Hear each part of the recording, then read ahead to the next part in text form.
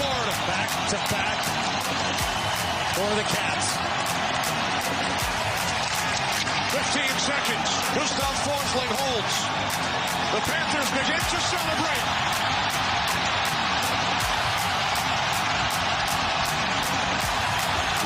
Panther perfection. The Florida Panthers win their second consecutive Stanley Cup.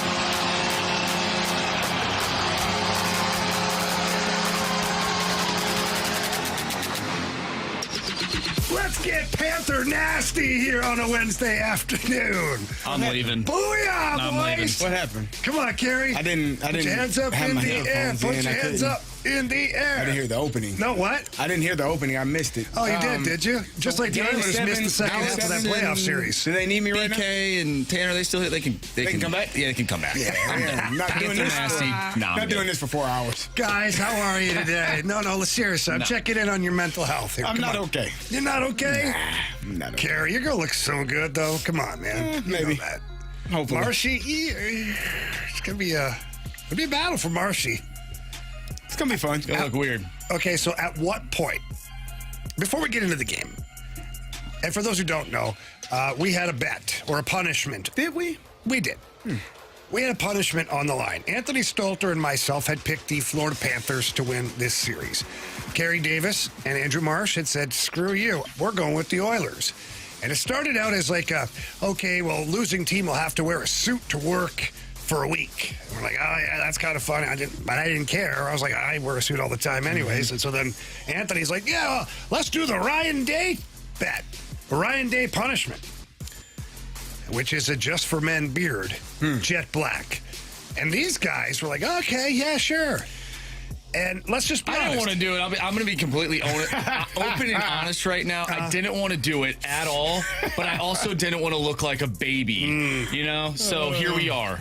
Because I didn't believe that much in the Oilers. I just picked them before we came up with a punishment. I wasn't going to go against it. Oh, man, Marshy. Well, now I'm stuck with the damn black beard. But now, lo and behold, the person that would have suffered the most through that punishment was me. 100%. I'm the guy with gray hair, gray beard, jet black beard, gray hair would have looked hilarious. Yeah. So I was a little worried at times. But then as the series went on and I'm watching the style of play of the Panthers, I wasn't very worried. Even when I was texting you guys and saying things about the Oilers, apart from when we had that pact, 2 days ago? Yeah. We had that pact to be honest in the segment. Yeah. Apart from that, I wasn't very worried, guys. I was watching an Oilers team crumble. I was watching goaltenders who couldn't get hit by the puck to save their lives. And I was watching a Panthers team like a boa constrictor, just gripping tighter That's and really tighter what it and was. tighter until the Oilers couldn't breathe anymore. That's what it felt like. Let me share something with the audience real quick. Okay. This is while the team is literally lifting the cup. They just won. Jamie goes, I missed the end of the game. Who won? This is a terrible individual. And Anthony Stalter, who's in New York right now, text in, Edmonton stormed back, Jamie, but still fell 5-1 tonight. I guess we win. That pissed me off. Which part pissed you off the most? Well, like outside of the game? With that part right there, with those texts. Which one pissed you off? For sure, Anthony. I stopped reading. I didn't chime back in until Jamie sent a picture of Kimbo Slice saying this is Carey Davis once he puts the black beard on. Could be worse. Oh, man. Kimbo's a big, strong guy, tough guy. You guys keep talking in that group chat. He might turn into a Kimbo Slice and beat the out of you. I'm hoping. That'd be fun. Oh, man. So, Jamie asked, you asked me what's wrong with you? Why are you so pissed? Because I got these messages in my phone all night. Damn phone buzzing all night with you and Anthony. Anthony is supposed to be with his damn family in New York, not worried about the fast lane text thread. And here he is chiming in the middle of the damn night, talking about, I don't know, Jamie. Well, Edmonton stormed back, but they still lost. They stormed back to score a goal. Goal. The hell are we doing? Oh, man.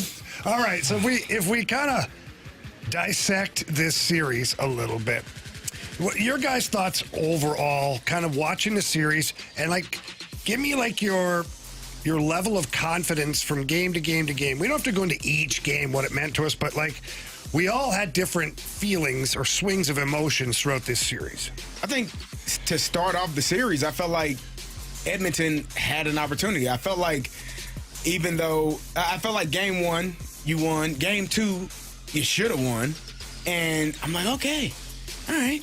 Then they finally win another game. All right, we got a chance. And then it just, you talked about Skinner, Pickard. You talked about goalies that were unhittable in the series. A boa constrictor of a defense, of a team in Florida that just really suffocated Edmonton. I felt like the best two players, the best player in the world would be the best damn player in the world. I guess I was wrong. Guess superstars don't matter as much as I thought. You got to have superstars and some damn grit, Jamie, to go get it. And the Oilers just didn't have enough grit to get it done.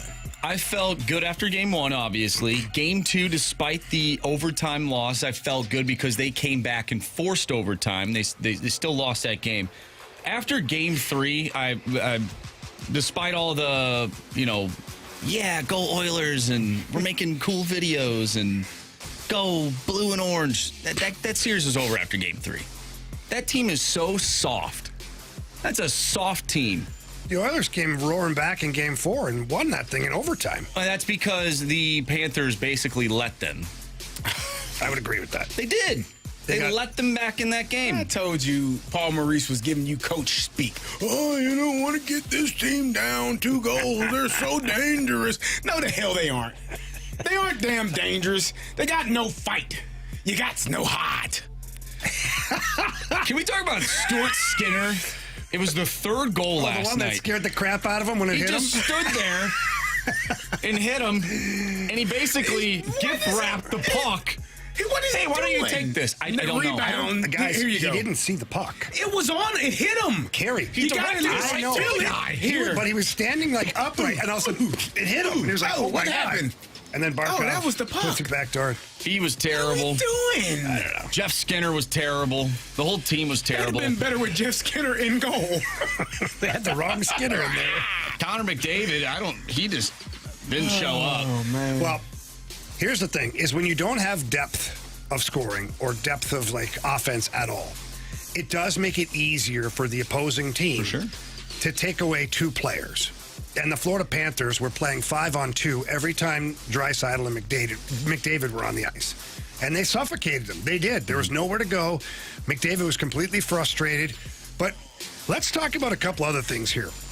And I don't know if the Oilers, we'll find out when they have their post-season presser, I don't know if the Oilers were dealing with as much as the Panthers were as far as their health and things like that. So here's Matthew Tkachuk on TNT last night talking with our very own Darren Pang regarding some of the injuries he battled through. We'll get into more of those injuries from other players after this.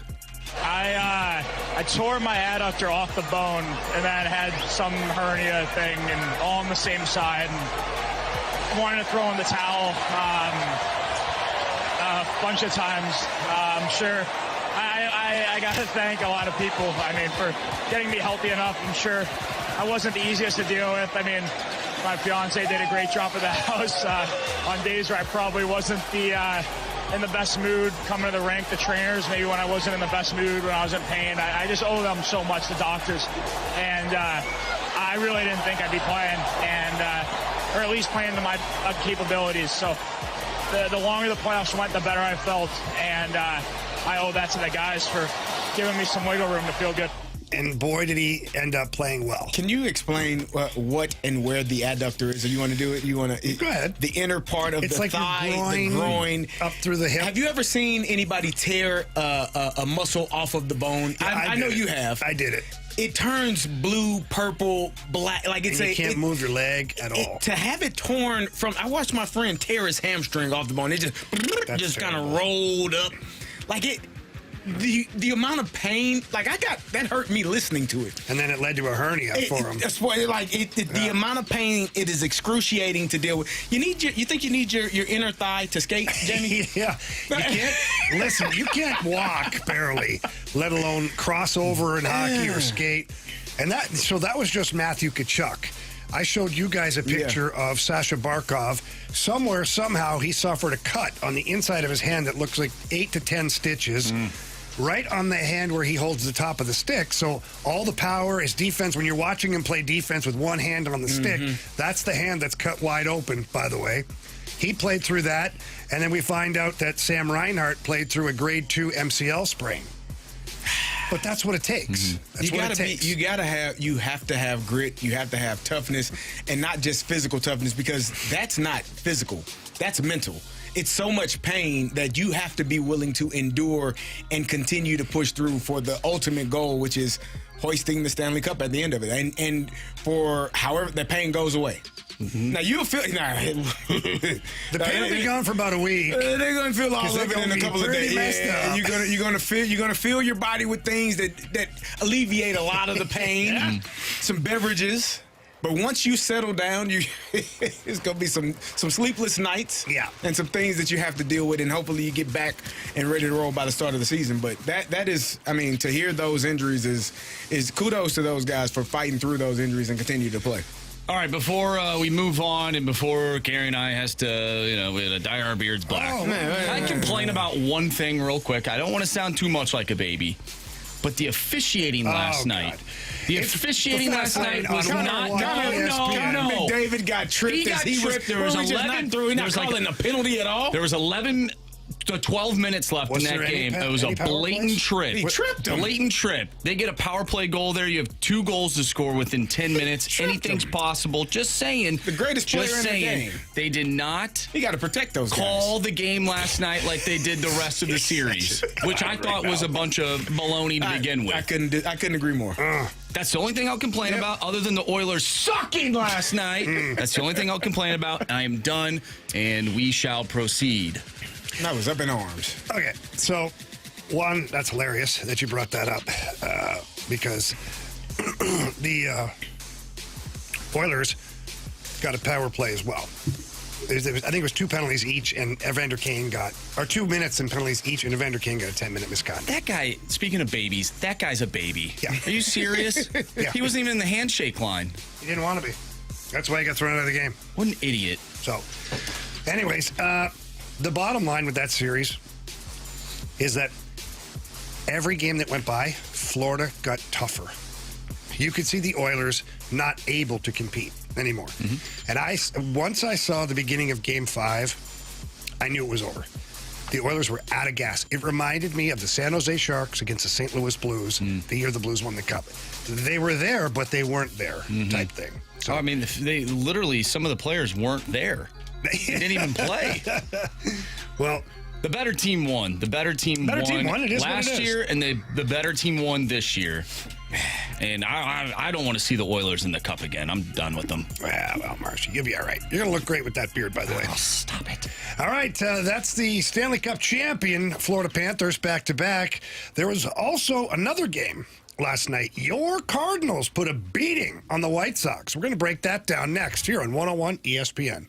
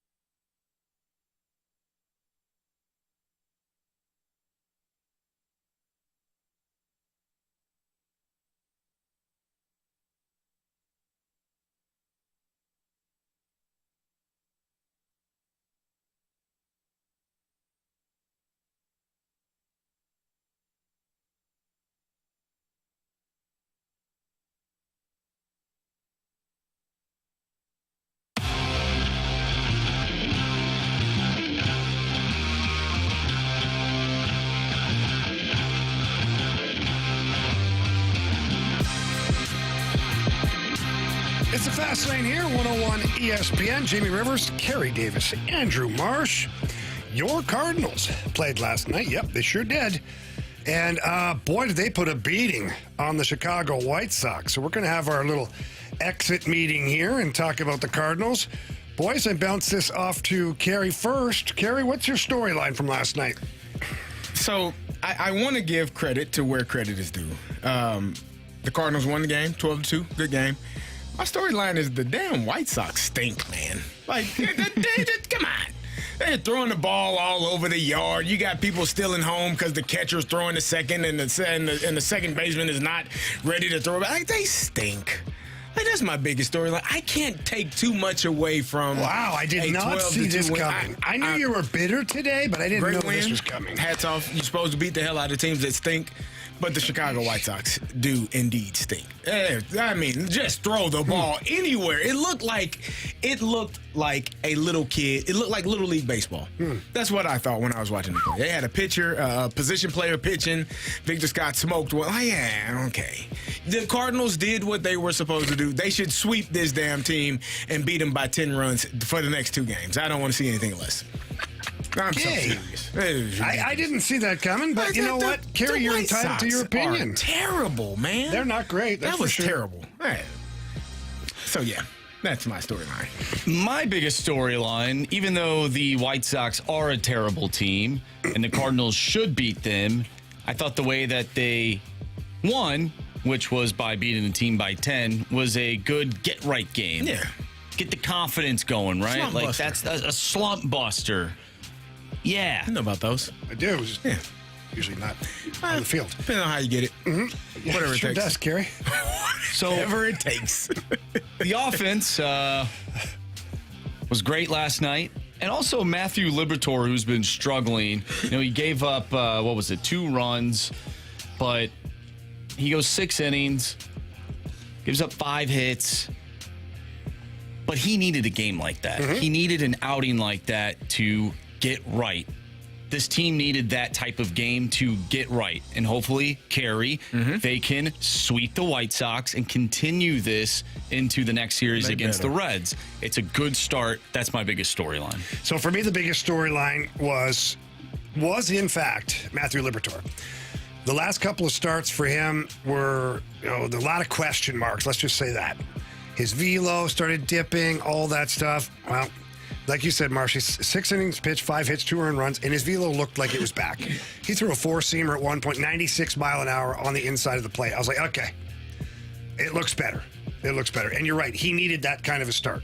So that, to me, was the biggest storyline. Kudos, Carey. Who's your kudos go to? Can I? I mean, Oh, never there's so mind. You're many. just going to be negative. No. I was going to give it to a bunch of people, but Well, here we let's go. go. The whole team again. Alec Burleson goes 3 for 5. I would give it to Donnie, but Donnie's doing Donnie things. Alec Burleson hit a home run versus a lefty. Give it to Burley. Can we talk about the hit he had where the ball was thrown basically at his face? He looked like me playing softball. Eyes was big as saucers and swung. I'm like, I'm not walking playing softball. I don't care how bad your pitch is, I'm swinging. That's impressive. It was. He got around on it, too. Yeah. He was Tomahawk high as chop hell, on it. yeah. My biggest kudos does go to Brendan Donovan. I know Jamie had all these numbers trying to slander him at the leadoff spot, saying his numbers aren't as good as when he bats third. But he went 4 for 5 yesterday with a one ribby, 2 runs scored, 4 for 5. That's my starting second baseman for the All-Star game. Everybody go vote for Brendan Donovan. Please and thank you. Yeah. All right, my kudos goes to the offense, and Oh, it's everybody, huh? No, but you gotta pick one person. What the hell are you doing? You just said the same thing about everybody. I'm not going to go down the whole list and name every player, pick though. one person. You can't pick 9. Okay, Herrera. Okay, 2 thank for you. 5, 4 RBI. Thank you. And Burley went 3 for 5 with a home run. And Donovan 4 for 5. You know, guys? There you go. Your criticism. Oh, God, I'm ahead. The damn Chicago White Sox for making us watch that crap. You know what? I got a real criticism. This guy came up with an opportunity to do me a solid, and he failed me. Nolan Gorman, you got to hit a home run, buddy. You deserve that. I deserved it. After last night, I You deserved it. I did. You did. The opportunity presented itself. If I got to criticize somebody, just because it's personal to me, because I picked you to hit a home run, You got an opportunity, and you grounded out to second base. So he did it on purpose. Probably. He heard you on the show. Yeah, I mean, we were watching the Oilers get spanked. What was worse, watching the Oilers lose or the way the White Sox play? Oh, watching the White Sox. Okay. That was terrible. Really? Marshy, at some At point. least you're not rooting for the White Well, Sox. listen, after the first 2 goals, my spirits, I was done. I specifically said that you cannot continue to let the damn Florida Panthers go up by 2 to 3 goals in the first period. And what do? You do it again. You don't care about me. So I stopped caring about them, and I watched how poorly the White Sox were playing. Marshy, Flipping back and forth. your criticism. My criticism goes to Evan Bouchard last night in Ekholm. I don't know what. No, I'm kidding. Actually, I'm not kidding. But as it pertains to last night's game, you know, you would love, and Carey, you said the White Sox, man, this team they really don't know how to play baseball. They don't. Lars Nootbaar still didn't get a hit yesterday, but he did get a walk, so I'll give him some credit for that, for getting on base, end up scoring a run. But still, I'd like him to get on base via the hit, however you like to say that word. All right, my criticism, again, is Lars Nootbaar. Just 0 for 3. And last night, he just can't buy a hit right now. So that's the only criticism I had. You guys, do you have the biggest question on last night? I mean, it's not a means-nothing game. All right, Anthony. Jeez. Well, I'm actually piggybacking off Carey's thoughts of how bad the White Sox are. The White Sox are terrible. Yeah. And my biggest question is, are you going to beat them by 10 again tonight? You should. You should. You should sweep. If you don't sweep, if you lose this series, man, just pack it up and start planning for vacation. Well, Carey, it has happened before where they have lost a series against the White Sox. Stinks, man. It has happened. All right, we're going to get a lineup at some point here. I don't know if we have one yet, Marshy. Do we have a lineup? We do not. Okay, so coming up next year in the Fast Lane, we're going to talk about how difficult it is to build a team and not just a collection of talent like Carey's Oilers.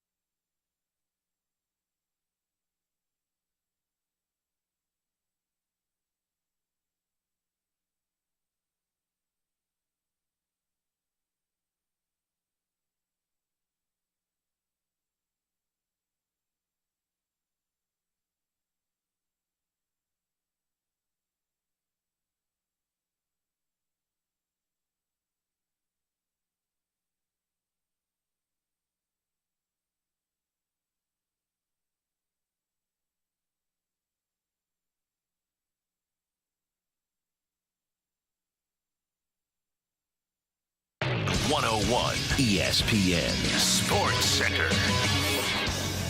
I'm Andrew Marsh. It's time for a Sports Center update driven by Johnny Londoff Chevrolet and Johnny Londoff Autoplex. The Cardinals take down the White Sox last night by a final score of 12-2. We just got done talking about that.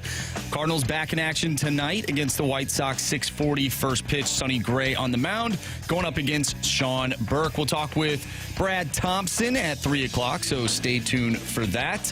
Also, the Florida Panthers won the Stanley Cup last night. That is 2 years in a row.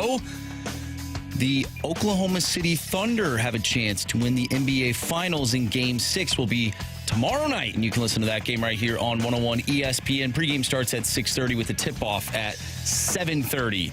How difficult is it to build a team and not just a collection of talent? We'll talk about that next right here in the Fast Lane.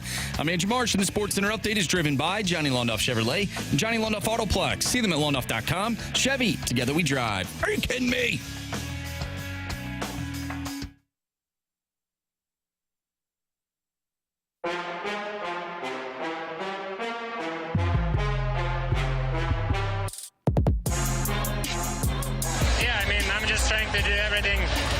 Possible, and whether it's defending or being in offensive zone or whatever. So I have an unbelievable team around me, so I'm really lucky with that. So they help me a lot with everything, and we do everything together. We learn all together. We win together. We decided together that the guys who haven't won yet, they're going to go first, and because it's amazing. Like, we know how nice it feels to lift the cup, so they get to go first, and then everyone else.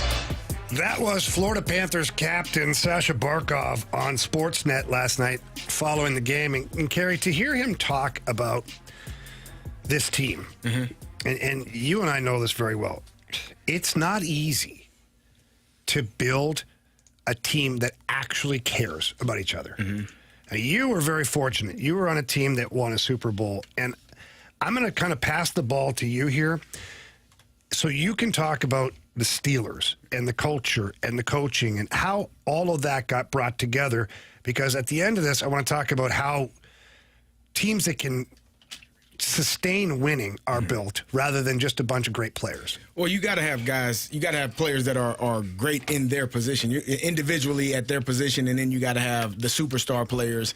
But then there has to be a level of, like, love and compassion and really support for one another. I mean, like, you truly, it doesn't matter if you played offense, defense, or special teams. Like, I remember before every game, I would tell Ryan Clark, man, I love you. Have a great game. Be safe. He plays defense. I play offense. And we're not in the same meeting rooms. We're not around each other all day at practice, but we're with one another. I want you to be the best version of you. You want me to be the best version of me. Larry Foote, James Ferry, like those guys will come to the offensive side and say, hey, we need y'all today, and vice versa. So that was the expectation, and the level of trust, the level of love, support, camaraderie, friendship, all of those things take place not just at practice but off the field. Like, you are really around, and because you're around these people more than you are around your own family. And especially with sports like hockey, baseball, and basketball, we only travel once a week. Like baseball, yeah, but you guys spend more time at the practice facility than we do. Yeah, we on do. A daily basis. Yeah, because we're there from 7 a.m. to about 6 p.m., sometimes 7 p.m., and that's not all work. By 4 or 5 o'clock, you might be sitting there playing cards with guys, for a couple of more hours. And so there's a lot of time spent with one another, traveling, at work, lunch, dinner, breakfast, all of those things. And those are the things you want.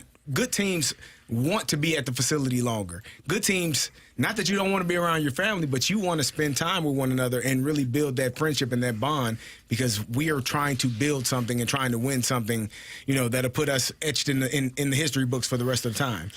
Well, the Florida Panthers, a lot of what you just described, the Florida Panthers have figured out.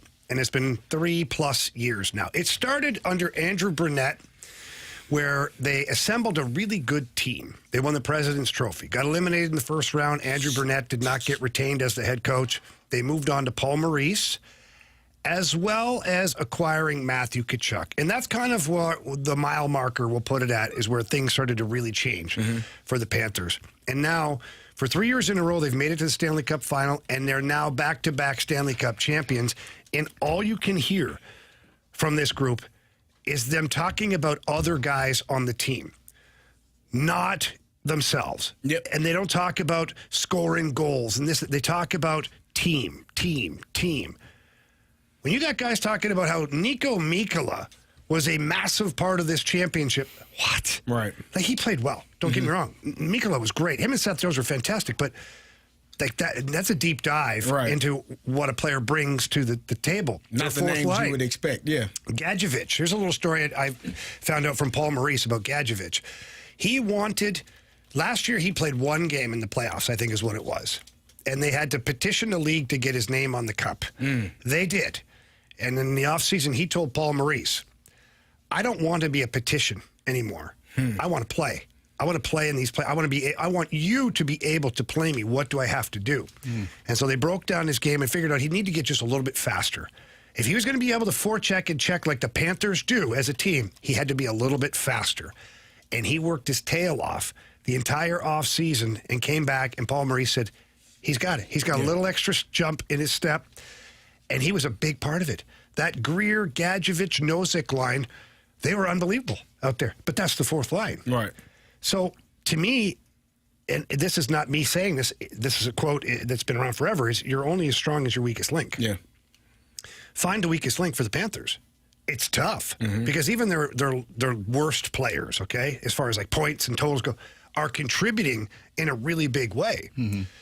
So hats off to Bill Zito and Paul Maurice for one, putting the roster together, Paul Maurice managing the roster, but the real congratulations goes to the players for building this us against the world mentality.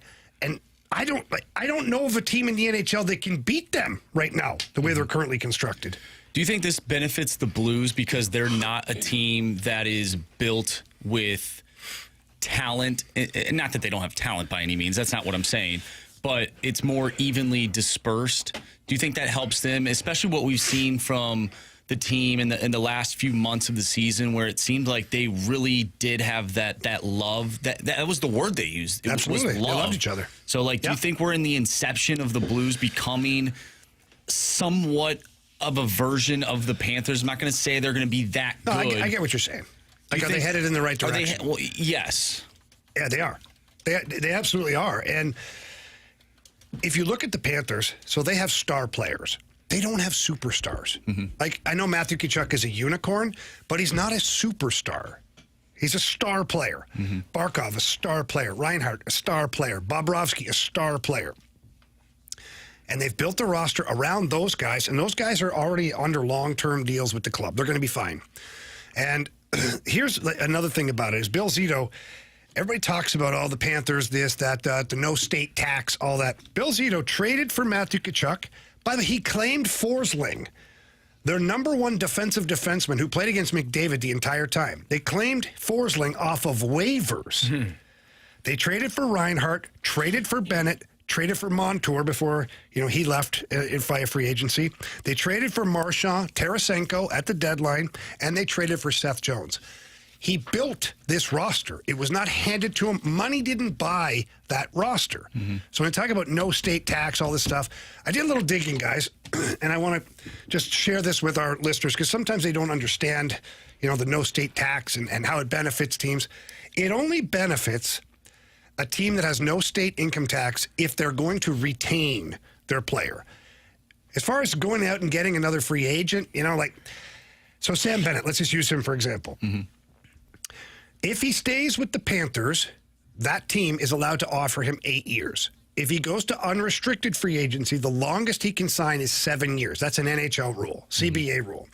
So let's just say the number's $10 million, what we think. Oh, Bennett's going to get $10 million. So 7 times 10. Carey, quick. 70. Yes, good job. I didn't know there was going to be math. I know, but I just thought it'd be fun to add it into the exercise. So $70 million is what he'll make in 7 years, right?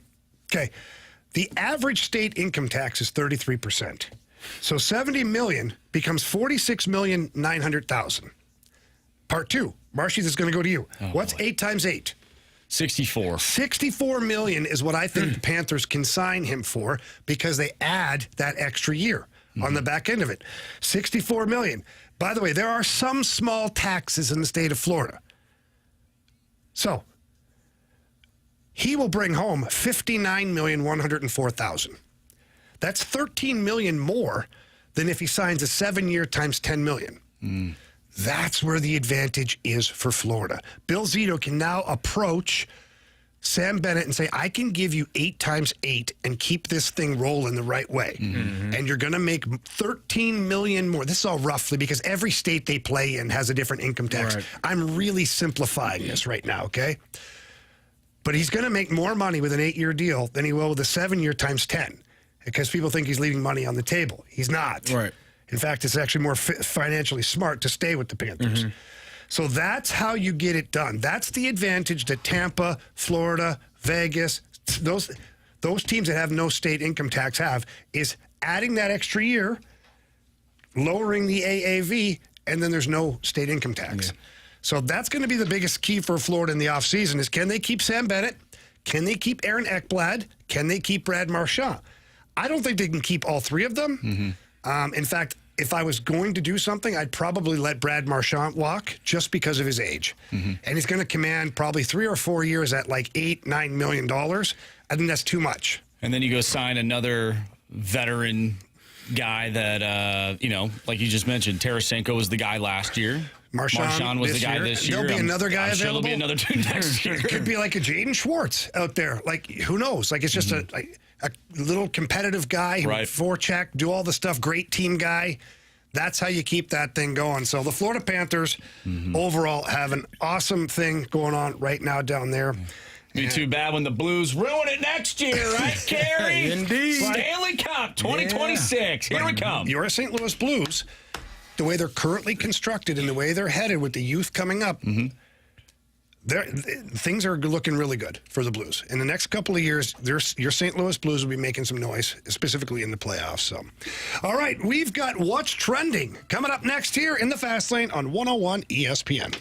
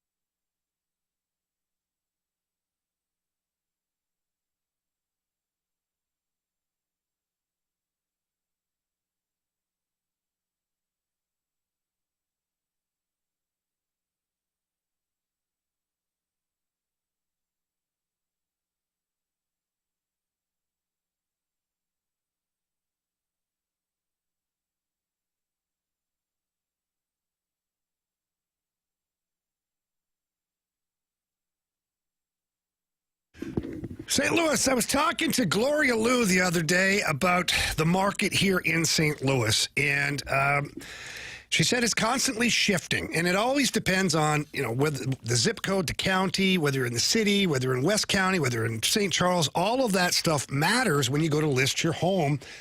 And you can't just choose any average real estate agent who doesn't deal with the entire area. Some people are awesome, but they're specializing in their own area.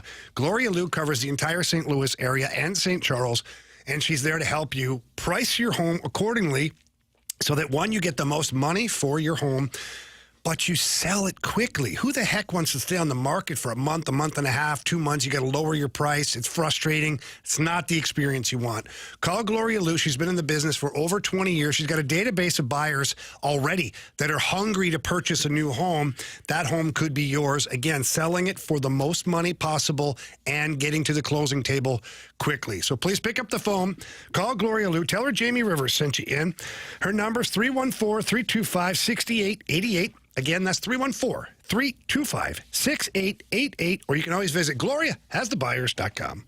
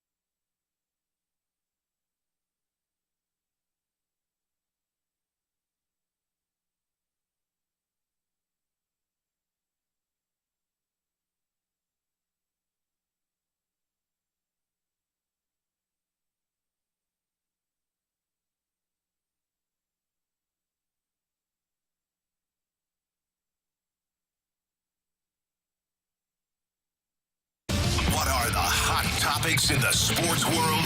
What in the wide world of sports is going on here? It's time to find out with What's Trending? Brought to you by Elite Comfort Experts. Heating and cooling with no gimmicks, just guarantees. EliteComfortExperts.com.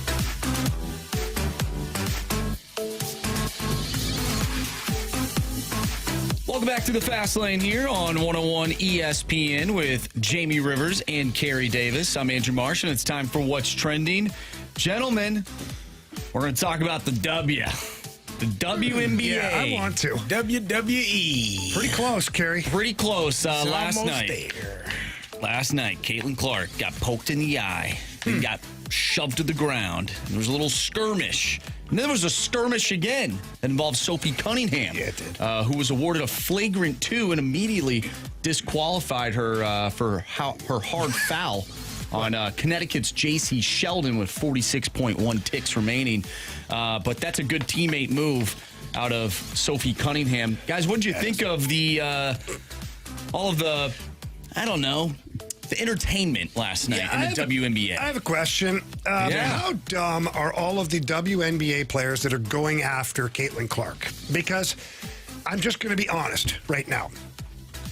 And if honesty gets me in trouble, Carey, it is what it is. But my mom always told me, as long as you tell the truth, it can't be that bad, right? Okay. I know what you're telling.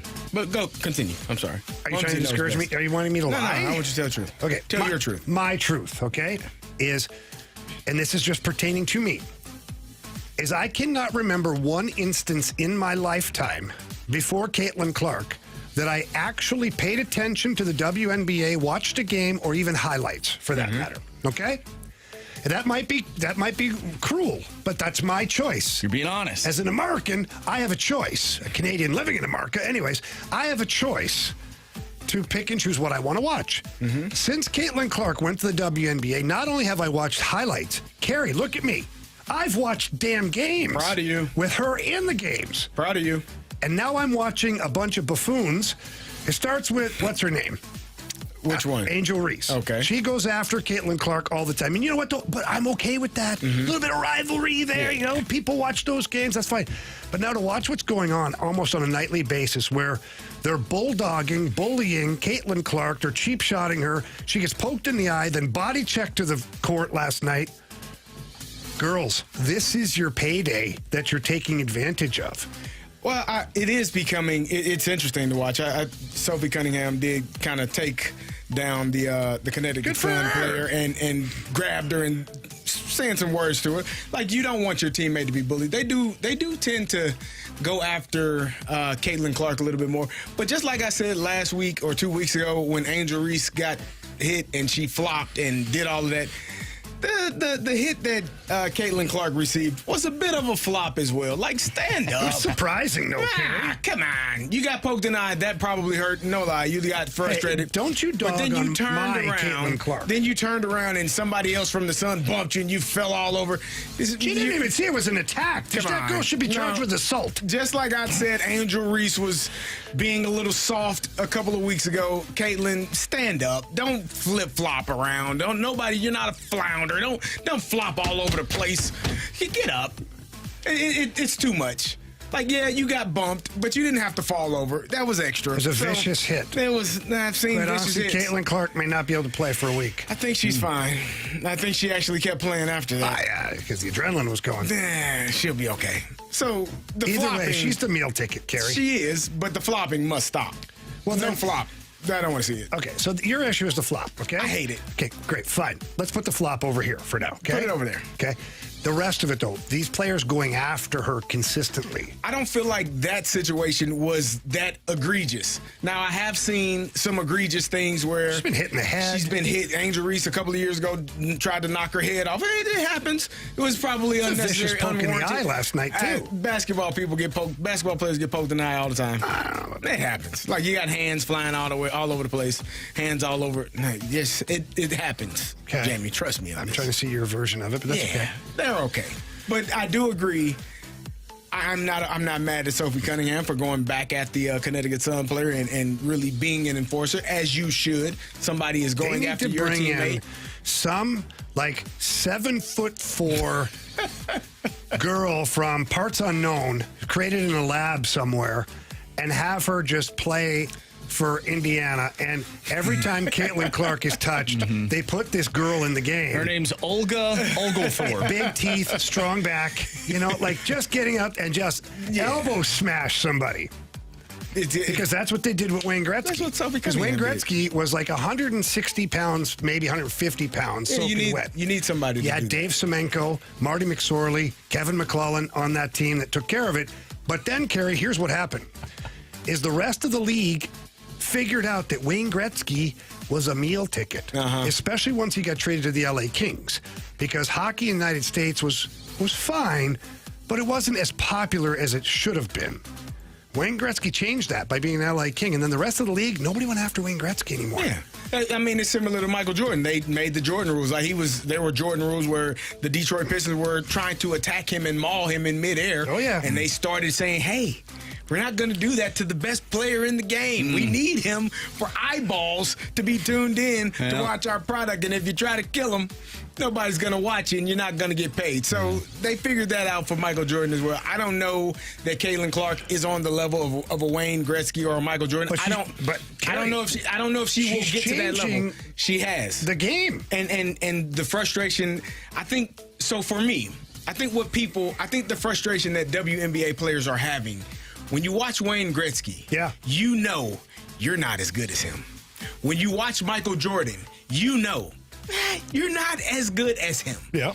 I think the WNBA players' frustration comes from they don't believe that she's on that level of a Wayne Gretzky or a Michael Jordan. But she's breaking records. I understand. So how do you explain that? But I don't. On a crap team, her first year, telling you, she broke records. There are WNBA players that have played in this game. Jealous. That have been better, and they feel like they have been better players than her. They don't feel like if they're better, then just be better. I'm telling you the who do you know the on the inside? What girl have you been talking to? The mindset of the WNBA players, in my opinion, I haven't talked to anyone, hon. The mindset, in my opinion, is that she's not Wayne Gretzky. She's not Tiger Woods. She's not Serena Williams. Like, those people are a greater level than everyone else that they're competing against. So I would assume that the frustration and the jealousy, 314 says it's jealousy. A lot of people say it's jealousy. That it's probably some jealousy as well. Is because she's not on that level, but she's getting that treatment. But okay, I understand what you're saying. I'm going to push back just a little bit. Of course you are, Jamie. What the hell you do? I'm sorry. One, I'm sorry you feel that way. I'm not sorry for what I do. Okay, she's hitting shots from like almost half court. Agreed. And nobody consistently in the WNBA nobody else is doing that. She's spectacular. And last year, what was it? The record she set for the double-doubles or something like that. Was it assists and rebounds? I ain't the person to ask that, too. And she set a record. Mm-hmm. You can't, I'm not saying she's Michael Jordan, but she's better. She's in the top 1% of the league. There might be other girls that are better at, like, the layup or whatever. I think that there are. Asia Wilson is probably looked at as a better player. Sabrina Ionescu is probably looked at as a better player. So there's a level, in my opinion. What position do they play, though? Same one? Sabrina is a guard. Okay. Mm-hmm. And Asia is a big. But they are in a power forward center. Yeah. I'm looking out for you. That's my opinion. I would assume that they feel like that there are better players in the NBA or in the WNBA than her, and that's why they get frustrated. So she set a record for assists and triple doubles is what it was. So either way, all I'm saying is this, Carey, is in a league that is now selling out stadiums and complexes that were not even on the radar before. Agreed. And a league that's now getting prime time games on TV. And a league that's getting major sponsorship finally. Agreed. You got to kind of look after your own. You don't have to be so jealous. That's going to have to be a memo sent from the commish to the team. I think it's you go get Olga from that basement in Russia. Olga. And you unleash her. I wish Connor McDavid had special rules. Maybe they'd call a penalty. I wish they getting tripped on his way to score a damn goal on Bob. Maybe he should stand up. How's he going to stand up? All right, we got our guy BT coming up here. Marshy? Yeah. All right, Brad Thompson, FanDuel Sports Network, Cardinals, all that stuff. Coming up next here on 101 ESPN.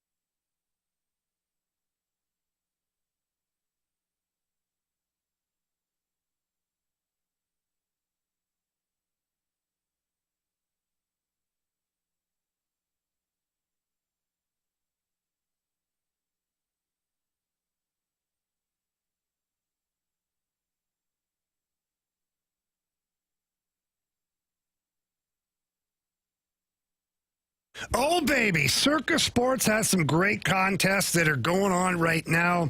They've brought back Circa Million for the 7th time and Circa Survivor. Both of those contests together, $21 million in guaranteed prizes. There's no rake either, so if the entries go above the guarantee, all that money will go right back into the prize pool. Now, there is a catch, but it's a fun one. You have to register at one of these Circa Sports books in Nevada, Henderson, or Sparks, Reno, to qualify for this, and that's really not a bad thing. You get the chance to get out there, especially the one in Las Vegas. It is phenomenal. The weather's beautiful right now. Check out the stadium swim while watching your favorite sporting events on the massive screen they have there. But once you register, you can manage all of that through your Circa Sports Illinois app, where you can find that on their website or the App Store. They've got great lines on their futures bets, tight money line splits. They get the best odds of any app that is out there right now. High betting limits. So many amazing things going on with Circa Sports in Las Vegas, as well as the app. So don't miss out on any of the action. Download Bet Like a Pro with your Circa Sports Illinois app today and join in on all the excitement. If you or someone you know may have a problem with gambling, call 1-800-GAMBLER or text ILGAMB to 833-234.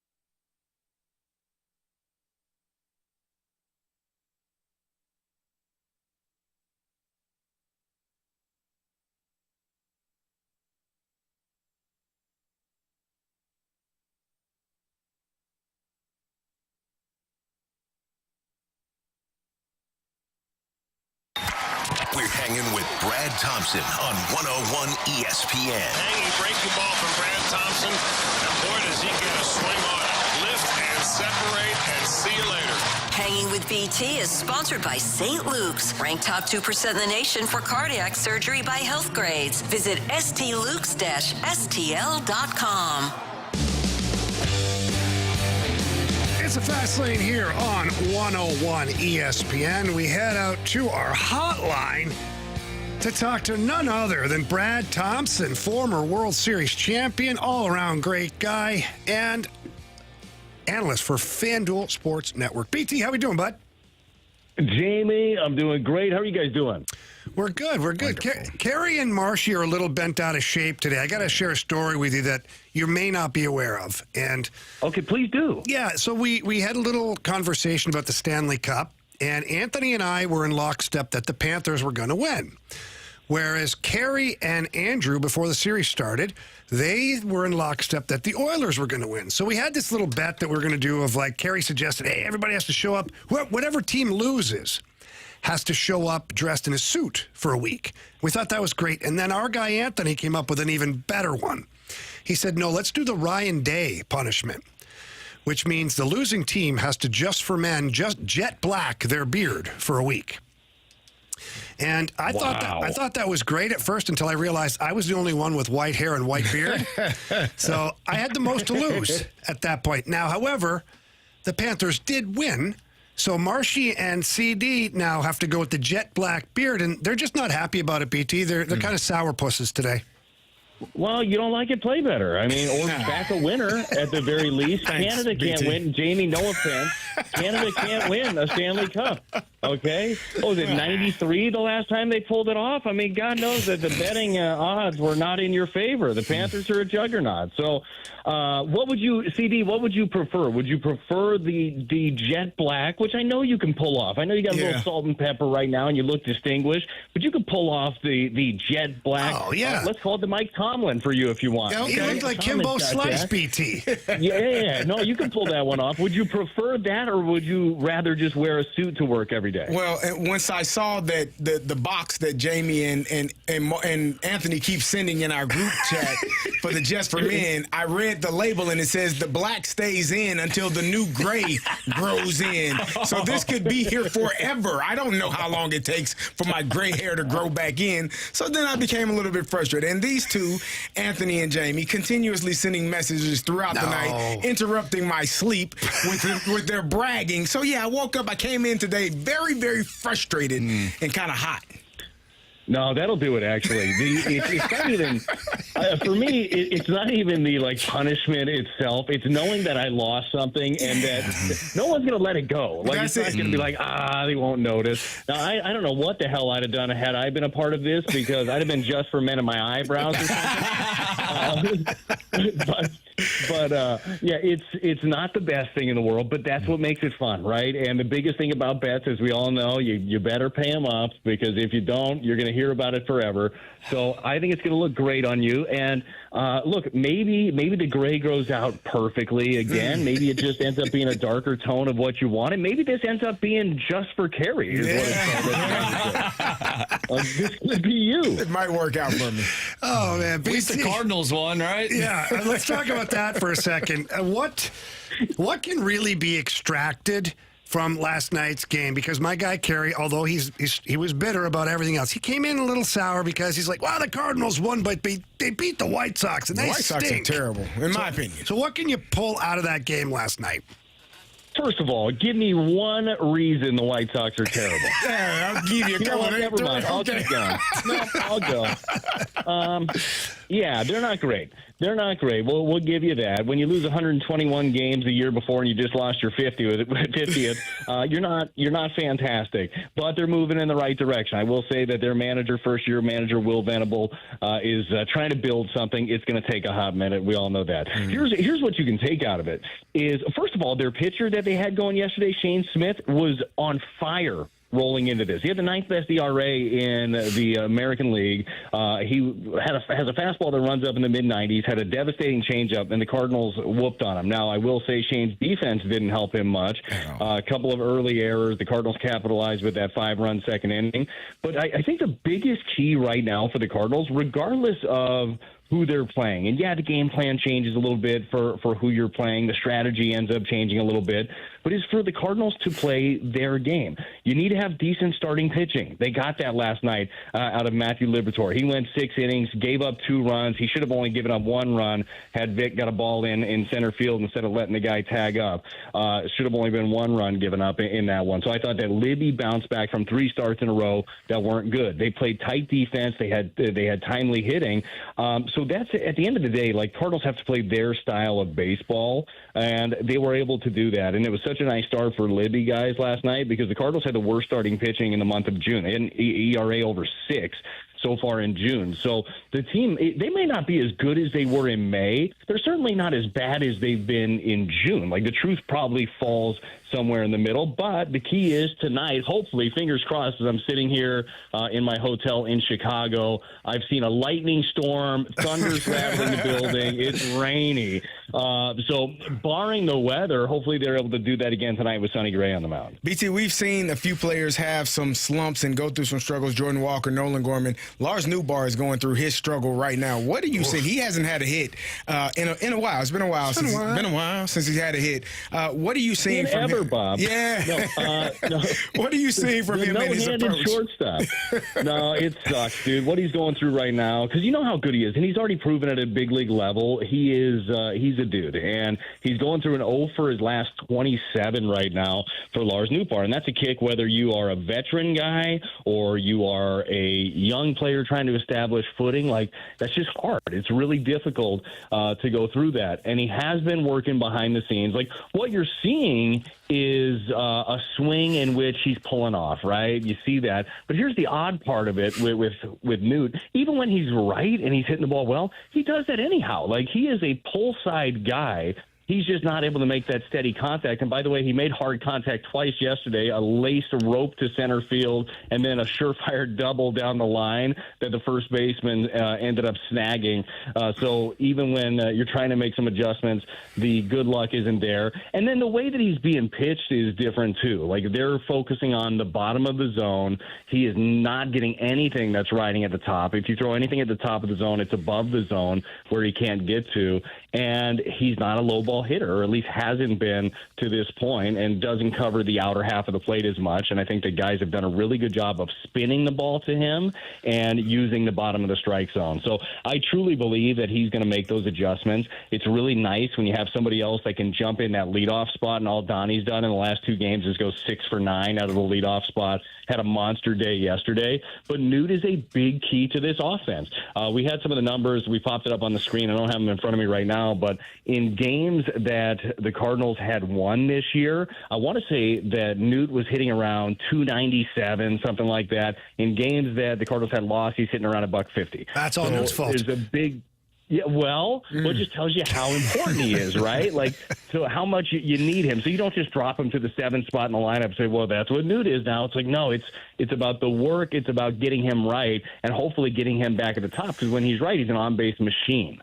So, BT, I got another question for you just regarding the outfield right now in general is, look, Alec Burleson he is hitting the ball really well right now. I love watching Burley play, especially when he's in the zone like he is, but what does that mean ultimately for Jordan Walker? Because Burley's playing predominantly right field, a little bit of first base at times, but is he blocking Jordan Walker now? And how do you take Burley out?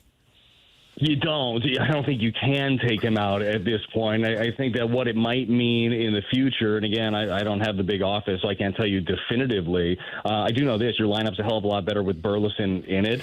They've already said they want to give that young way. Maybe I came up with a new T-shirt. The young way, the runway to young players. So, anyways, following that Young way, I do think that one thing that will allow you to do both things is having Herrera, having him catch more. And you do give up quite a bit by not having Pajes behind the plate. But if you want to keep Burleson's bat in there, if you want to keep Walker in right field, like DH is kind of the spot to do it. And then, oh, by the way, who's the odd man out again? Gorman, right? Mm-hmm. So, and who's been doing a better job? This is a good problem to have, but a problem nonetheless when you have young players that you want to give at bats to. And I don't know how long that quote unquote runway looks like for these guys. And Walker was not in there yesterday, so your point obviously valid with Burleson starting in right and just doing nothing but tear it up. He's hitting like 380 in the month or something. It's nuts what he's been able to do. Like, you're at a position right now where you're trying to put out your best lineup. So if you want both of those guys to play, Herrera's going to have to catch more. BT, great stuff, buddy. Hopefully you've got a game to call tonight. Stay safe either way. And we'll talk to you next week, my friend. Jamie, you know how this works in the TV business. If it's going to get canceled, make it be in another hour or so. Then it's half of a rate. That's right. That's how that works. It's payday anyway. Exactly. Well, here's to hoping that they don't cancel it. And Carey, I can't wait to be on the next group text with a picture of your face just for men. It's going to be great. Appreciate it. Thank you, BT. All right, BT. Have a great call, buddy. All right. See you. Thanks.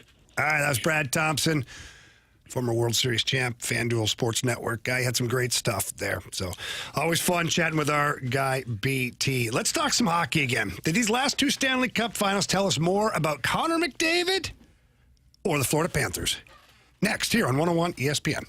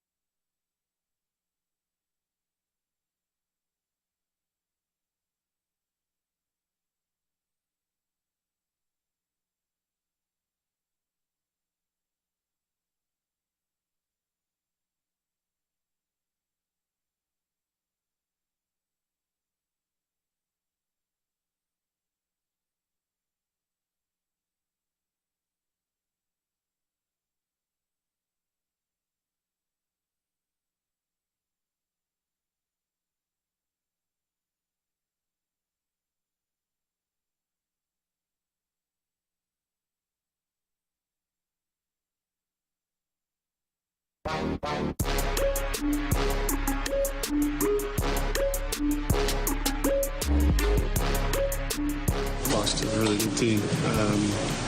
Nobody quit. Nobody threw the towel in. They're a heck of a team. You know, they're Stanley Cup Champions back-to-back for a reason.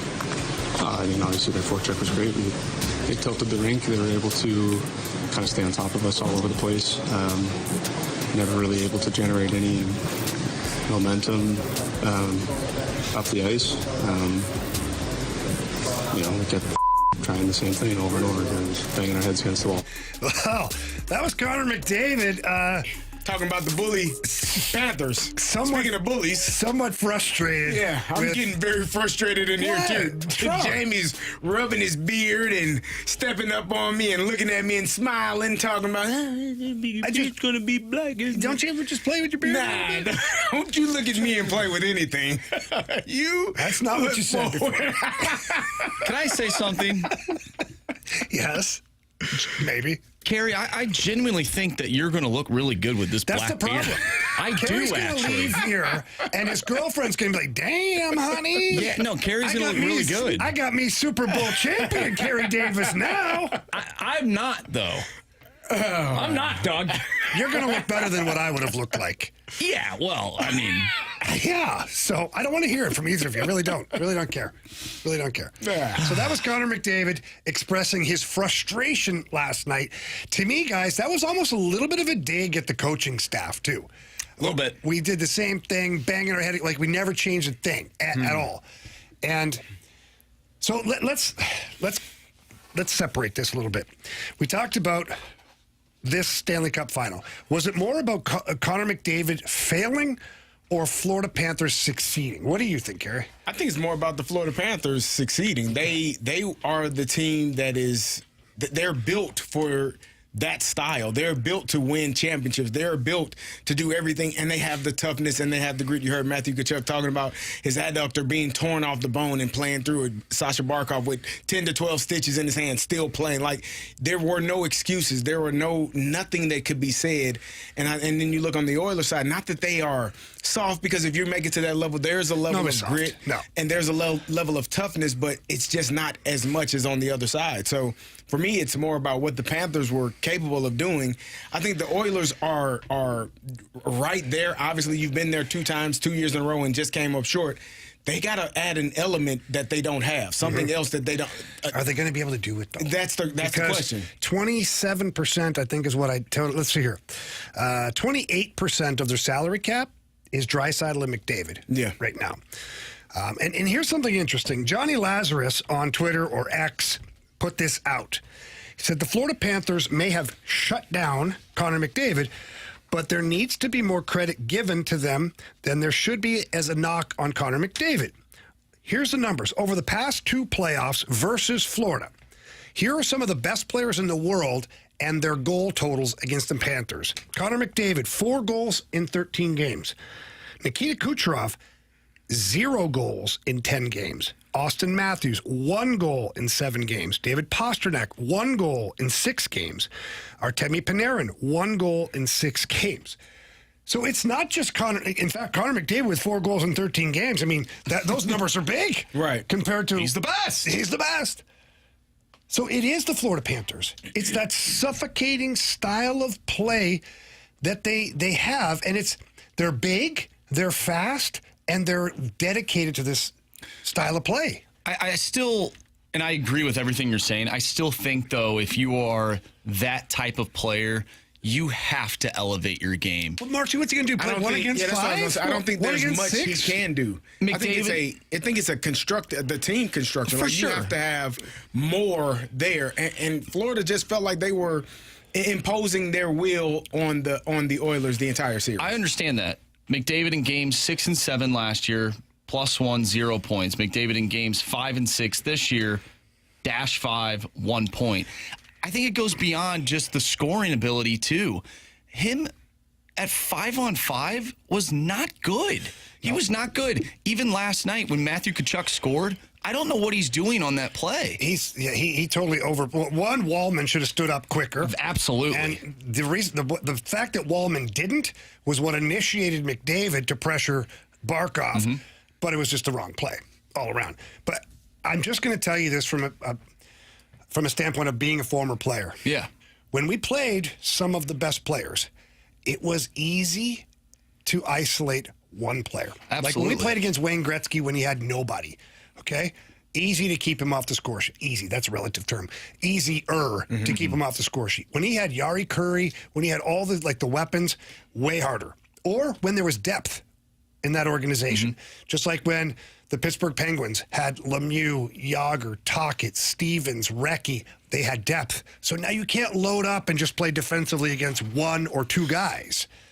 The Oilers had nothing.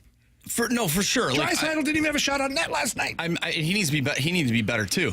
I'm not saying that you guys are wrong. Well, you kind of are. No, I'm not. I agree that it's more about what the Panthers did. I saw last season a stretch of games when Connor McDavid literally took over the team and willed them to a Game 7.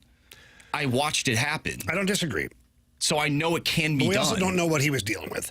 Are there injuries we're going to find out about Connor McDavid or Leon Draisaitl or whoever, right? And he was a little banged up, and we talked about that before the Cup started. Yeah. So this leads me to my next question, Carey, and I'm really excited to hear what you have to say about this. Marshy did a great job of finding some video or some audio, which was video at the same time, from 2016 of Wayne Gretzky sitting down with Joe Buck to discuss certain things. And here's what he had to say about superstar players.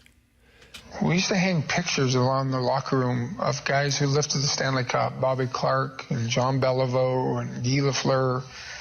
And they used to say to me every day, Gretz, you got to lift the Stanley Cup one day.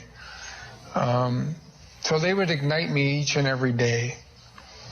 And our thing, too, was you're not a true superstar until you win a championship.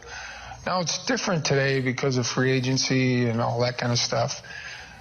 But in our era, to become a true sort of superstar, you had to be a champion, and we all knew that. Okay, so that was 2016, and Wayne Gretzky does say, it's different now. I feel like he just sort of was polite there in that moment. Like, it's different now with free agency. I don't know what free agency has to do with anything anymore, except for maybe NBA building super teams. Yeah. Keeping teams together, too. But what do you think? If Connor McDavid never wins a Stanley Cup, is he truly a superstar? If Alexander Ovechkin never won, would he be a superstar? He's the leading goal scorer in history. He would be. Okay, so I mean, you have to, right, Marshy? I would say yes. But Connor would have to have Connor would have to have a record equal to what Ovi has. Okay, I'm just saying. I don't know that you have to be a Stanley Cup champion, an NBA champion, a Super Bowl winner to be considered a superstar. One of my favorite players in the NBA of all time is Allen Iverson. He made it to one, but the team that he carried with him, it's amazing that he made it as far as he did. So I don't know, and he was a superstar. So, and that's a different sport, but I don't think you have to win a championship. I think it kind of shifts where you are on the list of champions of superstars. Mount Rushmore. Mount Rushmore. If you're on there, if you have a championship in comparison to the guys that don't. I completely agree. Connor McDavid is a superstar. He's the best player in the league. He is the best player in the league. Skill-wise, all that. But if he doesn't win, he'll be in the same conversation as how we view, in my opinion, a Dan Marino. Dan Marino, yeah. And unless Connor McDavid, too, has a monumental or historic record in the books, then it's tough. Like Ovi, all-time goal-scoring leader. Wayne Gretzky, all-time points. Now, he won cups, of course, and all that stuff. But, like, you speak differently of a guy that has some kind of a major record if it's like McDavid, Gretzky, Lemieux. Like Barry Bonds is a perfect example. He's a superstar. He's a superstar. Yeah. No, it's not. There are no questions asked.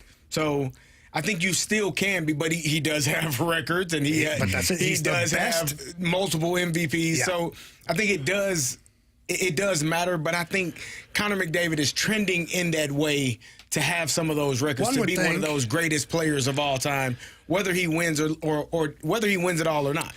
So last question I have for you guys before we go to break, and I just added this because I thought about it.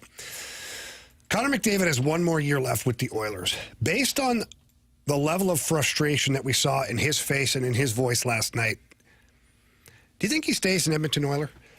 I think he probably wants, like, I'm not talking next year, like long term. I think he probably wants the organization to show that they're going to build. But Carey, how can more they? Get 28% of your salary cap is on 2 players, and it's going to get worse because Evan Bouchard is a restricted free agent, and he's probably going to make. They're projecting 8 years times $10 million a year. I would have taken $1 million off every turnover he had in the last 3 games. I agree, Marcia, but someone is going to give him that money. And right now the Oilers have his rights. They're going to have to give him that money. The best thing the Oilers can hope for is somebody offer sheets Evan Bouchard, and they get to swap him out and get draft picks in return. That is the best case scenario. But otherwise, if you got $10 million in Bouchard, $14 million in Draisaitl, you have $12.5 right now for McDavid. That's going to go up to $15 or $16 million a year. You can't build a team around that. Well, if he ends up staying and doesn't win, then I won't feel bad for him. All right. I don't think I see Connor McDavid long-term as an Edmonton Oiler. I just don't. I think he's sick of carrying a team. I think he's sick of the media scrutiny. I think he wants to just play hockey. Like Sidney Crosby, although he was the face of the league, he still had relative obscurity in Pittsburgh. And I don't mean from the fans. Everybody knows what he looks like, whatnot. But the media is a fraction of what it is in Edmonton, Toronto, New York. Can you, though? Doesn't matter what team he goes to. If he wants to take the market value type offer, which could be up towards the $20 million, as you said the other day. Can you actually win, though? It doesn't matter what team he's on. Can you win with a player making that much money? You can if you have really good young players. So, like, I'll use the Blues. And I'm not saying the Blues are going to go get Connor McDavid. Did you hear it, Carey? I'm not. He said it. But let's say Lindstein comes in as a defenseman, and he replaces Justin Falk. And, you know, you're already set with Parayko, Fowler, Broberg, Lindstein, Tucker. Like, now all of a sudden, you got young guys playing big roles, and we already talked about how many young forwards you have that are going to be cost-controlled. That's the only way a team can go and add a McDavid at a $15 to $20 million contract is if they have a young team full of players that are ready to make noise. Otherwise, forget it's going to be like football. Once the quarterback gets paid, you're screwed. Yep. That's where we're at. I wonder if Connor McDavid would like to be a Blue. He'd probably love it because the blue. media here is awesome. In fact, I heard the TV broadcast group is the best ever. These guys on the fast lane are great, too. They are. Great guys. Well, it'll be interesting to see what happens with Connor McDavid, certainly the next couple of months, because with a year left, one would think that the Oilers would want to get an extension done. We'll see what Connor McDavid decides.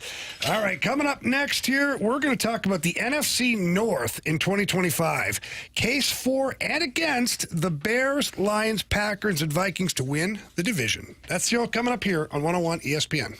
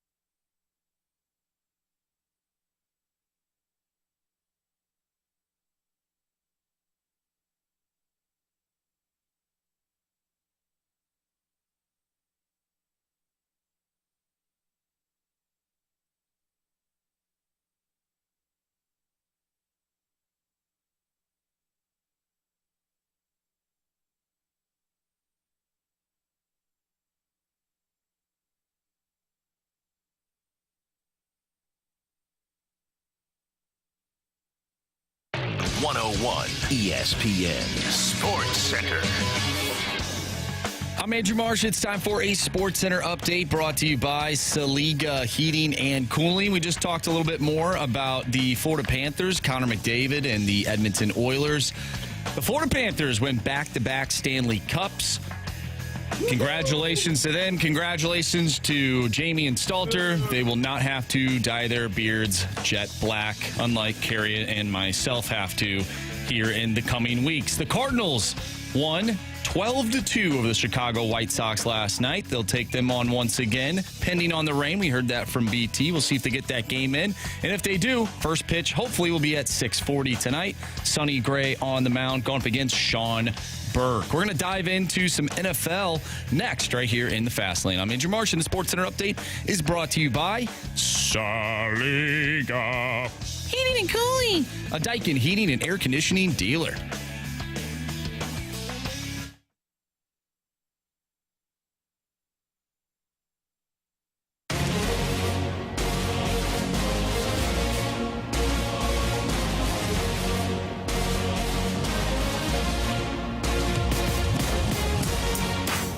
NFL season getting closer and closer. My guy Carey Davis wants to talk some football, and so do I. Andrew Marsh. Carey, what do you got for us? So I was reading some things on NFL.com, and NFC North in 2025, a case for and against each one of these teams. And we start with the Chicago Bears. And the case for why this team could potentially win the division, well, Ben Johnson. They got a new head coach who actually calls plays really well, or did call plays really well in Detroit. I don't see that changing. I mean, personnel, maybe. So, yeah, okay, personnel, that's what they talked about. They talked about Caleb Williams and how after a rocky first season, he's expected to make a leap to be a better player this year because of Ben Johnson and the offense. The additions that they had, Colston Loveland, the tight end from Michigan, Luther Burden the third, from Mizzou. They drafted both of those guys. You got DJ Moore, Roman Dunze, and Cole Kmet is another tight end that is also a guy that can catch the ball as well. So they got some weapons there, and they made some additions on the offensive line. Like, those are all the things that they have done. How much of a difference will that help with the offensive line Immensely. additions? I mean, because all the additions were center, guard, right in the middle. Those three guys up the middle are extremely important for a quarterback. The worst thing you can do is have people around the quarterback's legs, around his feet, getting to him quickly. Quickest distance to a straight line is a straight point. So, quickest way, you know what I'm saying. From A to B is a straight line. I got you, buddy. Getting to him and protecting him up front is the most important thing, and they added those three up the middle to help him with Tooney, Dahlman, and Jonah Jackson. So for me, those are some of the reasons why they feel that the Bears have a case for winning the division. Now, some of the reasons against why they could not win the division.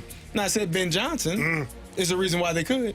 He also could be a reason why they couldn't. What? Because when you take the OC cap off and put on that heavy-ass head coaching hat. Is it heavier? It's much heavier, Jamie. What's the weight difference? Probably 100 pounds. That's a lot on your head. It's a lot, man. It's heck. Tell me about it. Need a massage. When you're making that transition from a head coach, from an OC to a head coach, it becomes much different and much more difficult. Is Ben Johnson capable of still managing the offense in the way that he has in the past with the Detroit Lions, or is he going to falter a little bit because he has all these other duties, being the head coach and managing the entire team? So that's a case for why the Bears could not win the division. Where you want to go next? You want to go to your Lions, or you want to go to Marshy's Vikings? Although I am excited to hear what the Lions are going to be doing. Let's talk about the Vikings. You want to go to the Vikings? Yeah, okay. Skull Vikings. Yeah, what do you got for me, Carey? So, give me the reason why they're going to win the division this year. J.J. McCarthy. That's a reason why they could and could not. They did have some additions, Jonathan Allen and Javon Hargrove in the defensive line, which is going to help them. One of the reasons why they could is because they got one of the best receivers in the world, and you love him, Marshy. You know, JJ, Justin Jefferson. I was him for a day. You were him for it. It was interesting. You had a game that evening. Yeah. I wasn't sure how you were going to make it to the game. Yeah. Did you show up? The whole team didn't show up, Carey. Yeah, I didn't think so. So yeah, that's one of the tough parts of being here and trying to make it to a game. Marcia, Yeah. that was a difficult task.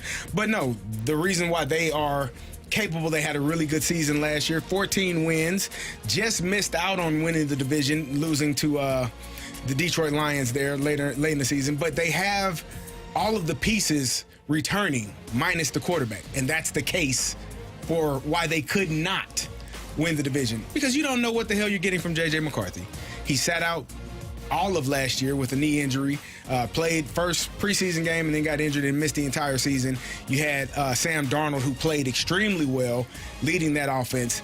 But one of the reasons why you don't know what they're going to do, because nobody really knows what J.J. McCarthy is or what he's capable of doing. Marshy, I know you love Kevin him. O'Connell and you love J.J. McCarthy, so you don't feel like there's going to be any setbacks whatsoever. But that, to me, is one case or one reason why the Minnesota Vikings could not win the division. So I'm going to take off my Vikings hat real quick. Okay. Careful. Watch your I don't have my helmet, so I couldn't put that on. There will be setbacks. He is a first-year starter. There will be setbacks. However, I do think that this is a playoff team. I personally, when we do our picks, I probably won't have them winning the division, but I will have them as a wild card team. I do think they're good enough to... Want to put a punishment on it? No. No, I was actually having this conversation last night with Rachel. There was no way, the more I thought about it, there was no way that I was going to win this last punishment. I could not get past not having to shave my head into a cul-de-sac and not having to dye my beard black. There's no way I could get past both of those. That gauntlet. So one of them was going to not work out for me, and clearly the cul-de-sac one was in my favor. Yes, this one, I should have known from the jump. Yeah. Come on. All right, you know what, guys? Let's carry this over. We got the Lions and the Packers yet to talk about, and I'm really interested to know what Carey has for me when it comes to the Lions. And obviously the Packers are a good young team, or with a good young quarterback. We'll talk about them. That's all coming up next year on 101 ESPN.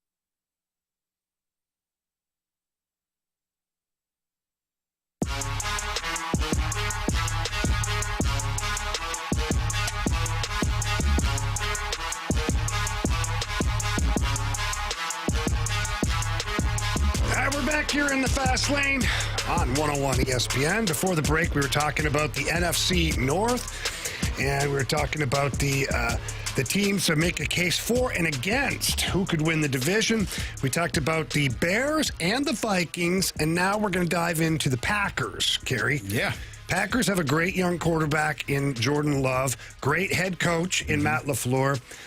Give us the cases for and against for the Packers. Well, the reason for is one of the names you just named. They got Jordan Love, a young quarterback that has an extreme amount of talent. And this offseason, you heard Josh Jacobs mentioning that, we might need a number one receiver. And I think Marsh and I were saying that's probably not what you want to say when you got other receivers there. But what did the Packers do? They went out and drafted a number one receiver in Matthew Golden out of Texas. So those Is he going to be a true number one, though? He's going to be their number one unless somebody beats him out. If he can't pick up the playbook, if he can't pick up, the nuances. That's always my worry with the young kids. But he's projected to be a really good player. Okay. So if he does all of the things that the projections show and does what he was capable of doing in Texas, I think he'll be fine. And having that number one receiver along with the running game of Josh Jacobs, I think that is part of the reason why the the Packers could potentially win the division. Now, one of the reasons why they couldn't, you don't know what you're going to exactly get from Jordan Love. Box of chocolates. It's like a box of chocolates. Sometimes he looks really good, and then other times you're like, you always want more. You don't know which version you're going to get at all times. Again, is he a much better Jameis Winston?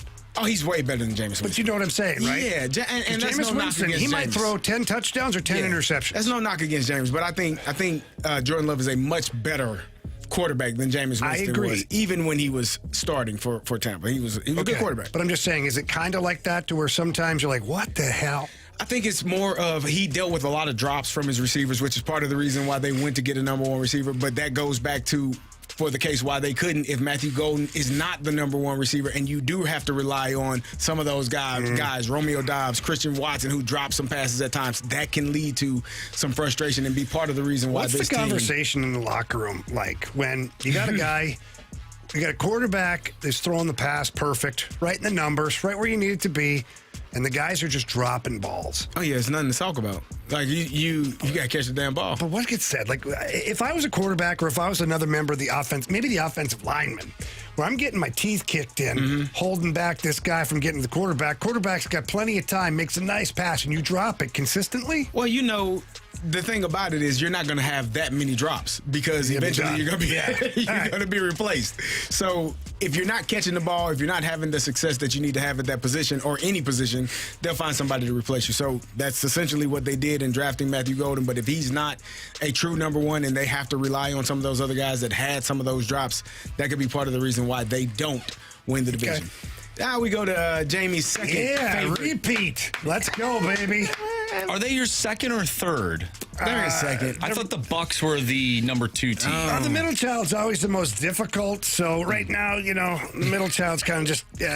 I'm letting them figure it out a little bit. Okay, so they're your third team right now. Shh, don't tell them. Okay. Well, typically the youngest is like the favorite. Yeah. This is so true. I've heard. I'm the youngest. It's easy to figure out. So, case for why Detroit could win the division, they bring in everybody back. I mean, the entire offense that won in 15 games and won the division. They're missing their center, though.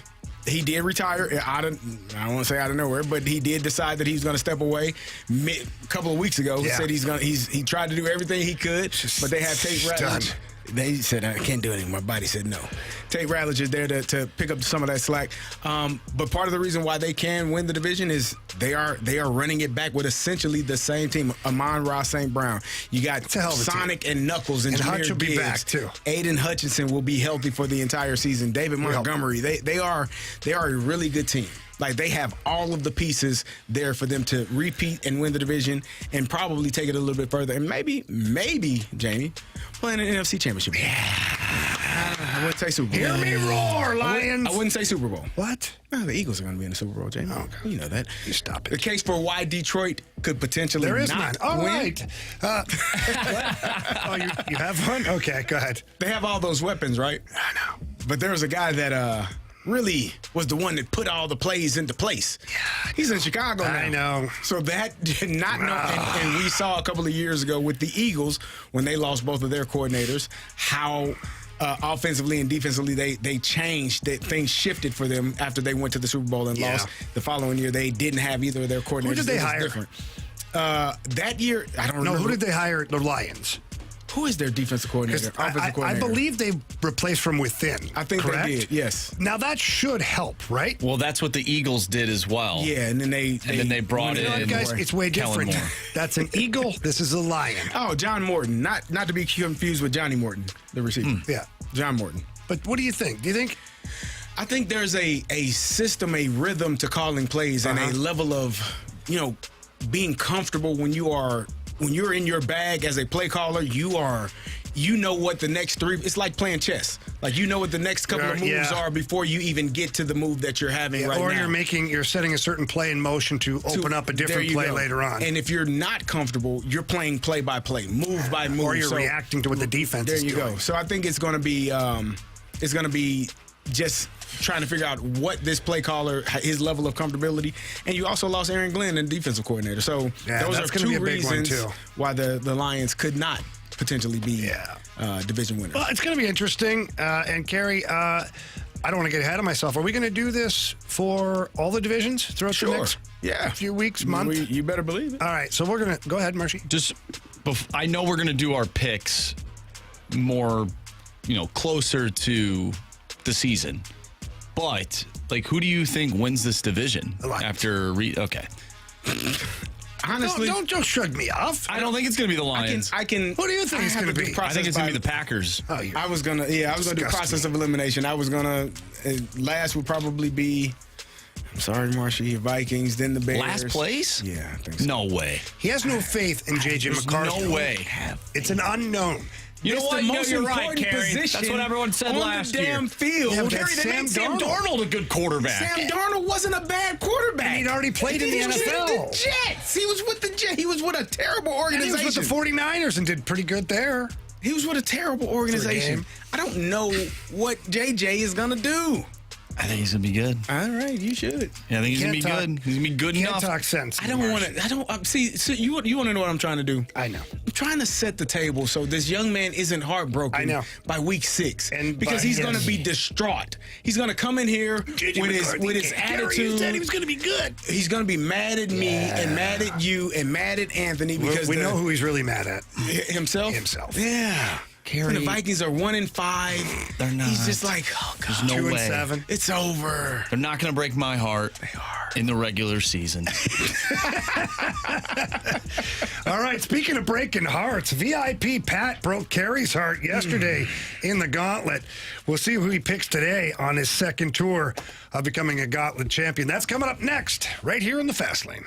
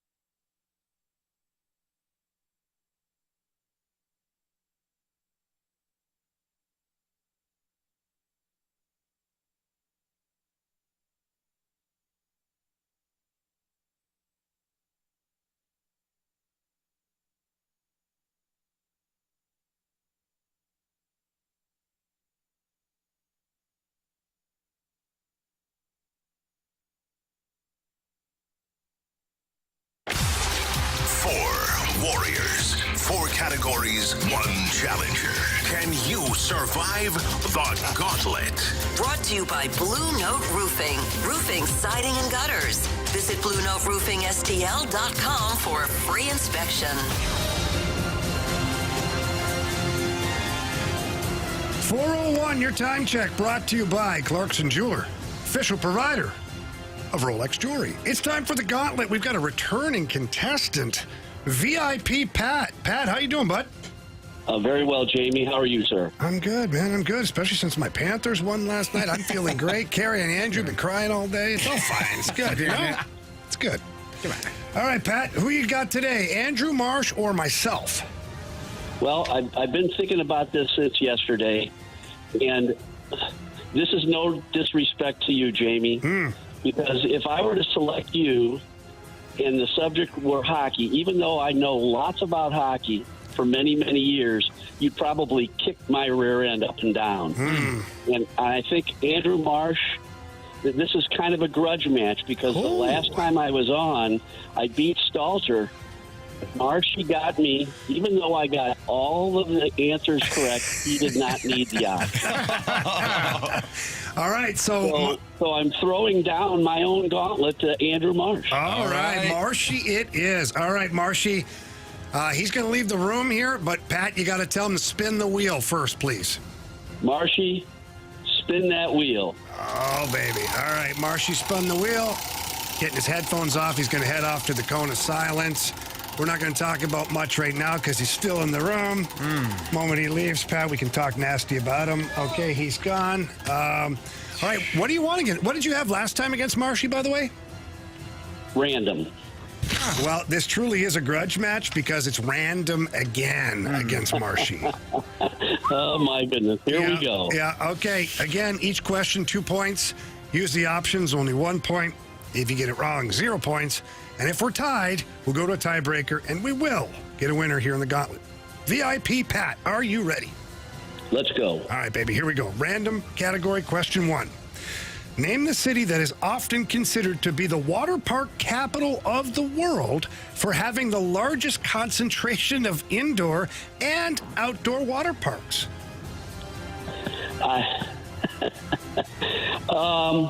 A name comes to mind, but I think I'm going to have to take the options on this.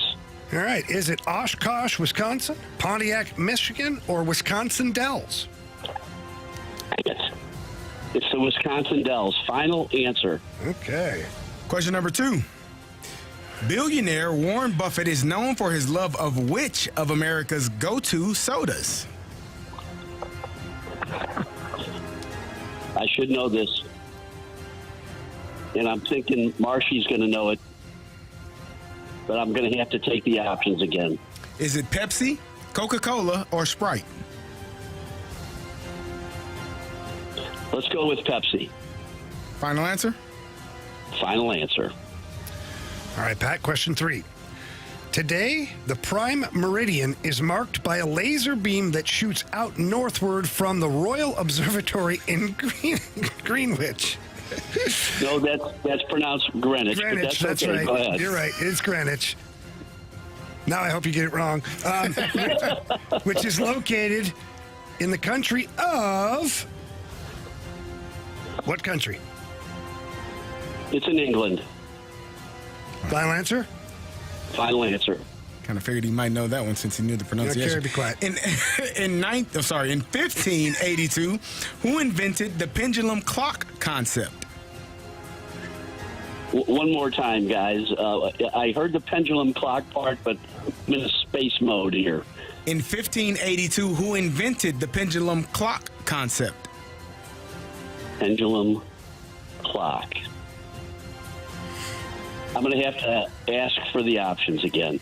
Is it Galileo, Blaise Pascal, or Robert Boyle? I'll say Galileo. That's probably wrong, though. Final answer? That's my final answer. All right, Pat, let's get our guy Marshy back in here. We'll see. This is quite an eclectic group of questions. I guess it's probably perfect. As Marshy's walking in here, he's got his stride on, head down, Pat pulled down all that stuff. Marshy, how's the code of silence? That was good. Just talking some hockey with Grant. All right. Grant Francis. Yeah. Filling in for Mike Ryder today. Doing a hell of a job, by the way. Mm-hmm. Okay. Your category, Marshy. Random. Wow. And you better pack a lunch. Oh, boy. You ready? I guess. Are you sure? Yeah. Here we go. Question 1. Name the city that is often considered to be the water park capital of the world for having the largest concentration of indoor and outdoor water parks. It's going to be the Wisconsin Dells, right? Wow. Indoor water park. You said city or state? Name the city. City. Okay. Yeah, I have no idea. Let's use the options. All right. Is it Oshkosh, Wisconsin, Pontiac, Michigan, or Wisconsin Dells? Get out. Are you serious? Wisconsin Dells. Final answer. Question number 2. Billionaire Warren Buffett is known for his love of which of America's go-to sodas? Warren Buffett. Jimmy's brother. Go-to sodas. Go-to. So I want to be like RC Cola or something like that. It's got to be like Dr. Pepper, Coca-Cola, Mountain Dew, maybe Sprite. So let's narrow it down. Let's use the options. Is it Pepsi, Coca-Cola, or Sprite?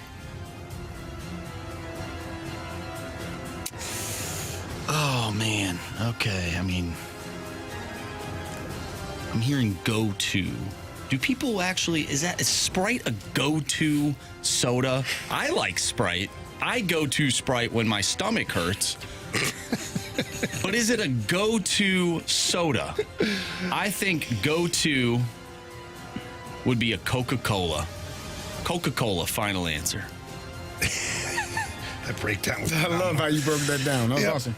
Question 3. Today, the prime meridian is marked by a laser beam that shoots out northward from the Royal Observatory in Greenwich, which is located in what country? Greenwich. Oh, man. I think it's in England. It's either like England, Ireland, or Greenland. Those are the 3 that are coming to mind. Yeah, I'm going to go England. Final answer. Final question. In 1582, who invented the pendulum clock concept? Huh? The what? Yeah, that's what I said. In 1582, who invented the pendulum clock concept? Okay, the pendulum. That's the thing that swings back and forth. I have no idea. Options.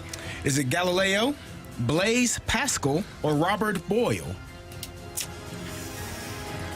All right, so Galileo, if I'm not mistaken, he went blind.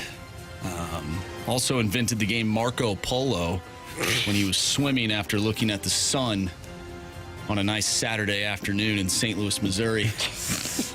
So I'm not going to go with him because I think he went blind. Could be a different guy. But who are the other guys? Tim Boyle and who? Robert Boyle and Blaise Pascal. Blaise Pascal. It's a cool name. I'm going to go with that guy. Final answer. Blaise Pascal? Blaise. All right. Let's go over these. Question number 1. Name the city that is often considered to be the water park capital of the world for having the largest concentration of indoor and outdoor water parks. Pat, you said Wisconsin Dells. Marshy, you took the options, said Wisconsin Dells. Carey, answer is? Yes, Wisconsin Dells. Oh, but Pat also needed the options. We're 1-1 after 1. I said that as a joke. I had no idea.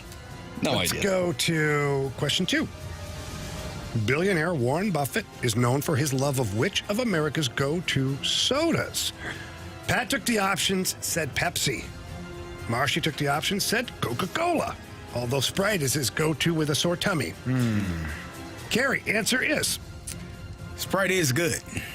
Coca-Cola is better. Oh, and Marshy takes a 1-point lead. Question 3.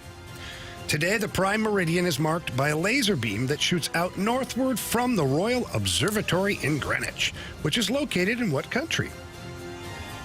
Pat, you said England. Marshy, you also said England. Neither of you took the options. Answer is? It is England. England. 4-3, Marshy. Headed into the final question. In 1582, feels like yesterday, who invented the pendulum clock concept? Pat, you took the options. You said Galileo Figaro. Marshy, you took the options. You said Blaise Pascal. Sounds like a cool name. If it's Galileo, we got a walk-off. If it's anybody else, Marshy wins today. Carey, answer is? Galileo. Oh! Walk it off. Walk it off, boys. I thought he was blind. That might be why he needed. Yeah. Maybe invented it before. Maybe. He lost his sight. All right, Pat, here's how it's going to work. We got a tiebreaker question. The answer is closest to the pin. So whoever is closer will win. But here's how it's going to work. When we ask Marshy the question, don't say a word. We're gonna wait for Marshy to write his answer down. As soon as he writes his answer down, we're gonna come to you right away, and we expect an answer right away. That way, nobody on the text line or in the YouTube chat thinks you're cheating. And yes, sir. Whoever's closest will win today. All right, Marshy, are you ready? I'm ready. Okay, here we go. Carey, are you ready with ready. math? Sure. Please, I don't know if somebody. there's gonna be math involved. We might need Grant. All right. Okay. Question is, according to the Missouri Department of Conservation, how many miles of running water does our state have? Miles, please. Okay. Running water? Mm-hmm.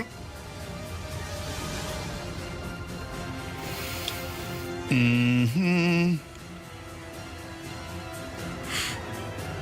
Marshy taking his time here. Got it. We got okay. Let's do this. You got it, Carey? Yep. All right. Pat, what's your answer? I have no flipping idea, but I'm going to say 1,777 miles. All right. We don't need a calculator. We don't need a calculator Sounds for like this. I lost. According to the Missouri Department of Conservation, how many miles of running water does our state have? Carey, what did Pat say again? 1,700. 1,700. Marshy, what was your answer? Yeah, I wrote 542.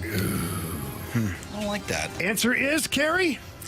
110,000 miles. That means Pat. You have chosen wisely. Neither of you deserve that, quite honestly. Congratulations, Pat. You've won your second round, buddy. Thank you very much. I guess it's me and you, Jamie, coming up, right? Yeah, Clash of the Titans tomorrow, buddy. Well, if the wheel gives me hockey, I'll bow down to you. Good job, Pat. Good job, buddy. Hey, Good job, thanks, Pat. guys. It's always fun. I'll listen for you tomorrow to call. You got it, man. Have a great day. You too. All right, so 110,000, Marshy. Well, I was like a lot. It does, but You're 109,000. Could be, miles. Missouri River and Mississippi River are quite large. Yeah. well, I was thinking, I'm pretty sure I heard this in that show called Ozark. That stars? Jason Bateman. Of Yeah, of Jason course. Bateman. Yeah. Jason Bateman. Of course. I've never watched it before in my life. Jason Bateman. And I'm pretty sure I heard that there's about 98 miles just within the Ozark on the shore or something like that. Easily. It was like, well, there's 98 there. You got the river and Feels like a a couple lot. other places, too. Maybe 500. Missouri and Mississippi are really big, guys. Really big. Oh, well, Marshy, that's okay, buddy. It's all right. Good job, It's Marshall. all right. Just add to your losing streak. Well, you know what? What? If I just would have took the Dells right off the Buddy, rip, I I would thought have you won. nailed I thought because you did. All I the thought you hockey were going tournaments to. that go through the Wisconsin Dells, and every hotel you stay Yeah. at has a water park. I thought when you're like, wow, Wisconsin Dells, I'm like, he's got I this. said it as a joke. It's the Vegas of the North. Andrew, I'm going to need you to start taking yourself more seriously. I should. Okay? I should. All right. Well, I got my hands That's what full. it is. It with Pat happens tomorrow. You know? Can't win everything, you know? Gentlemen. Kind of on a losing streak right now. I didn't want to bring that up again, but now that you did. All right, boys. Is it easier now than ever to make adjustments, or has more information made sports harder? Huh? We have the lineup game. Oh, crap. Yeah, lineup is out. Lineup next.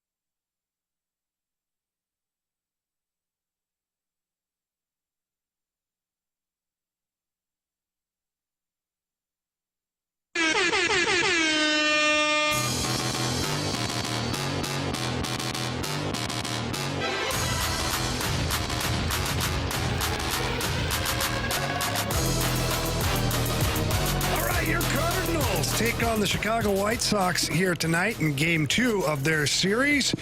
We've got a lineup game to play. Grant, who's on the bump for the White Sox? It is Sean Burke. Is Burke? Righty. He's a righty. He's a righty. Yo, RHP, you know me. Okay, Are we gonna mention Marshy back here? Yeah, I'm back here. Can you see me? Carey, if you just give me a minute. You're taking too long. Oh, I'm sorry. I'm not on your timeline. No, I am. No. Oh, I'm sorry. I'm a little peeved at you anyways. I don't care. I know. Like at all.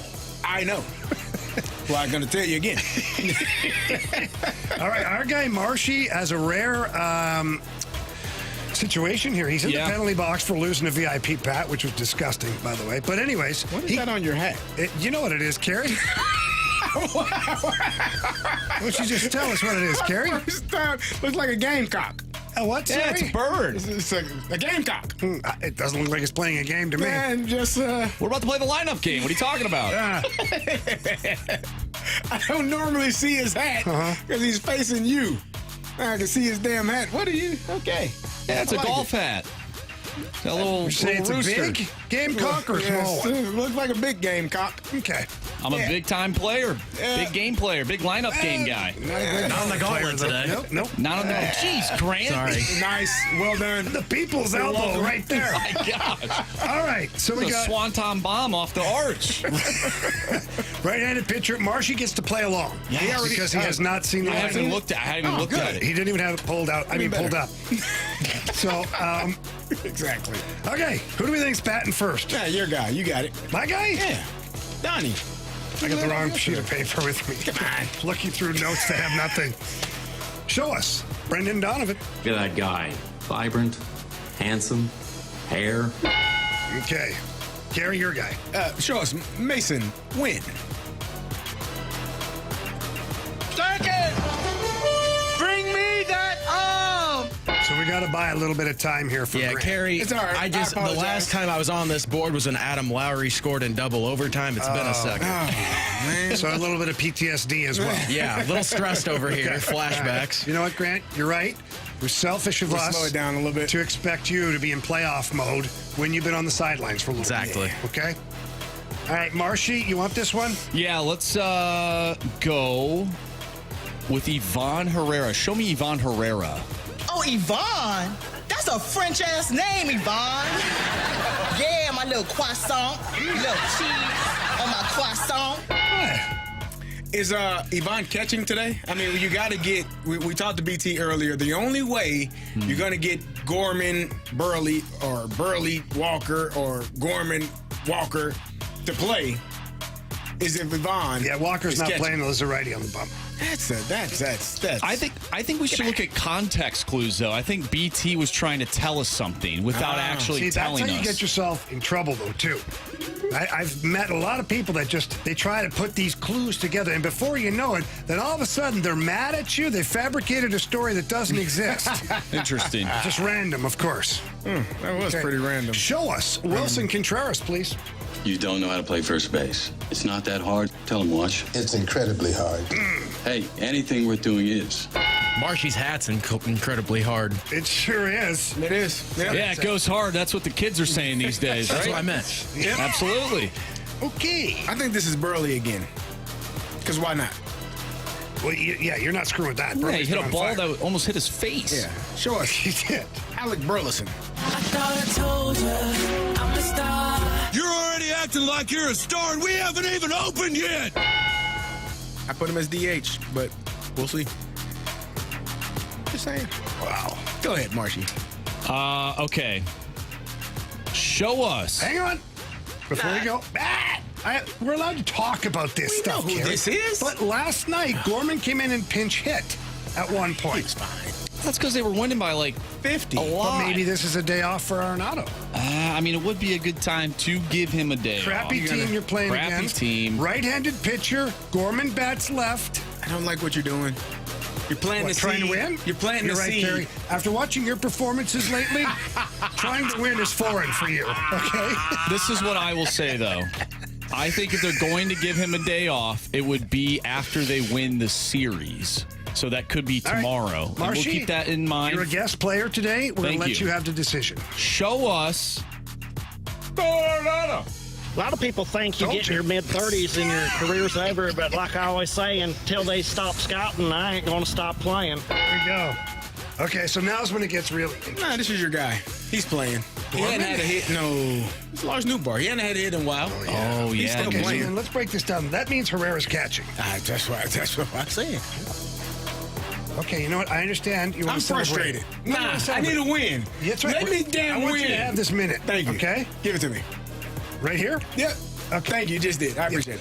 Has it ever occurred to you guys that Paez? Victor Scott hit a home run last night? It would be a great day to let him go out on a high note and have the day off. That's ridiculous. You got to bench him. He's got success. No. All right.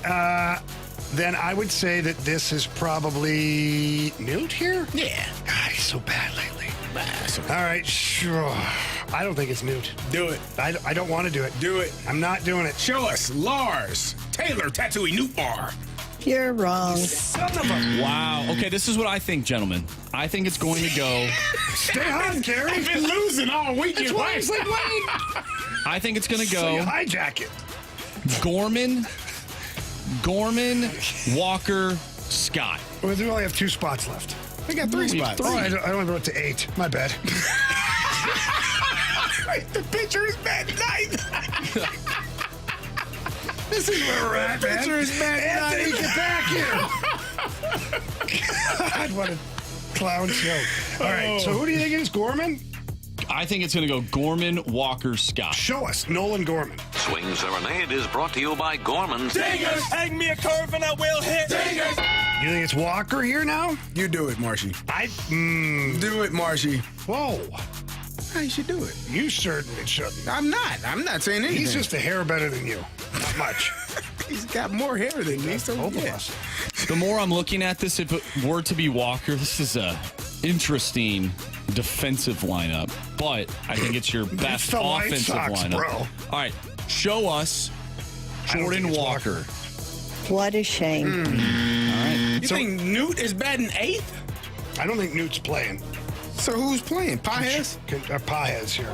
So who's in the damn outfield? Got Donovan. Donovan is in the outfield. Burley. And Scott. Okay. Oh, yeah. All right. Show us Pedro Paez. Smithies, throw this at him. Whatever, guys. Don't listen to me. Foreign winner, but that's fine. You're out. Maybe. Jamie, how many spots do we have left? There's one more. Okay. It's for the pitcher, though. Everybody didn't write down the 9 spots. Sonny Gray is actually picking up the bat tonight as he heads into Rate Field, which is the worst stadium name in all of sports. You need a victory. Show us Victor Scott, the second. Run, Oh, my God. I'm going to die. catch me. I'm the gingerbread man. Oh, my gosh. All right, Let Grant. you sweat that one out for a second. Oh, man. Run it for us, please, Grant. All right, leading off tonight is Brendan Donovan in left. Mason Wynn is the shortstop batting second. Ivan Herrera, the DH. Wilson Contreras at first, batting fifth. Alec Burleson in right. Nolan Arenado at third base. Nolan Gorman at second. Pedro Paez is catching. Victor Scott the second at center. All right. Back. Stay fair! Stay fair! Go foul! I don't believe what I just saw. Home run. So Alec Burleson got a home run last night. That got me 3 points. Where does that rank me now? Marcia, you had a carry yet? No, you two are tied at 10. That means I'm still leading off. Tied at 10. All right, you know Anthony what, with Carey? 5. I have 3. Carey. Yeah. You can go ahead. Thank you. Give me Nolan Gorman. I shouldn't have let you go. You shouldn't have. No. Yep. Disgusted with your behavior, quite should be. honestly. All right. Even though it's an RHP, I think old Willie Contreras has got one tonight. All right, Anthony wants Ivan Herrera tonight. He's been so responsible. It's very frustrating.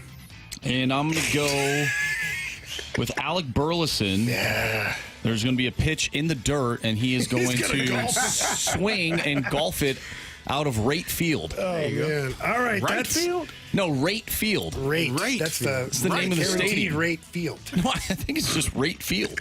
Oh, I thought it was the other one. I did too at first. Listen, we haven't been right about anything today, so it doesn't matter. All right, that's your lineup for the Cardinals tonight, playing the Chicago White Sox.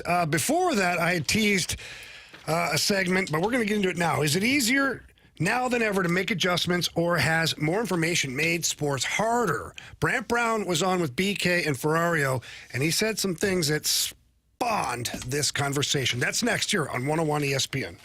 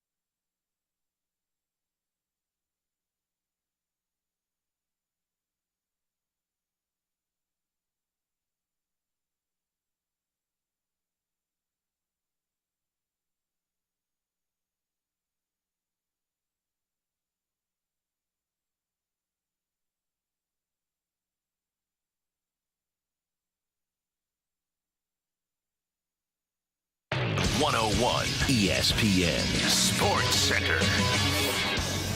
I'm Andrew Marsh. It's time for a Sports Center update driven by Johnny Londoff Chevrolet and Johnny Londoff Autoplex. We just played the lineup game as the Cardinals will take on the Chicago White Sox tonight. 6:40 first pitch with Sonny Gray on the mound.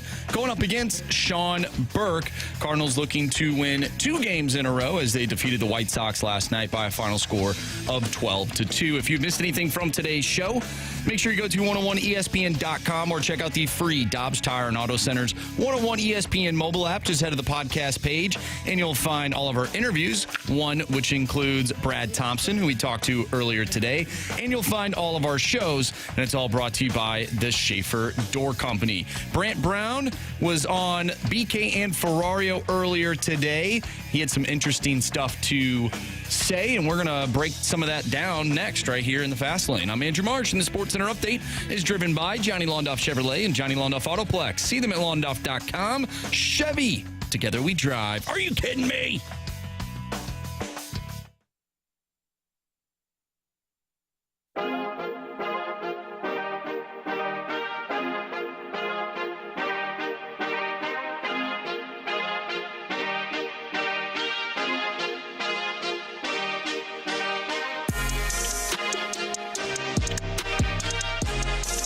Is it easier than ever to make adjustments, or has more information made sports harder? Man, this is a great question because, Carey, we know, like, I don't know, I can't speak to football because I feel like football has always had so much film. Yeah. Well, hockey hasn't. Like, when I first came into the NHL, like, you only had one game every so often that was, like, on TV. It wasn't like you had the game of the week, not every game. So your coaches could only pull a certain amount of video at certain times, and it was like VCR, like VHS. The reel. No, not quite. You had that? No, not that old. Not quite that. Thanks for bringing that up, by the way. I mean, I had that stuff in high school and grade school, but not in the pros. Okay. All right. Anyways, and so the question really out there is, like, because there's so much information available now to these athletes and coaches, like, at some point, does it make it harder on the athlete rather than just like when Mark McGuire said, see ball, hit ball? Mm-hmm. I don't feel like that's the way the approach is anymore. Yeah, I think there can be an information overload. Like, if you're taking in too much information, you can be looking for too many things as opposed to maybe just looking for one or two things. Yeah.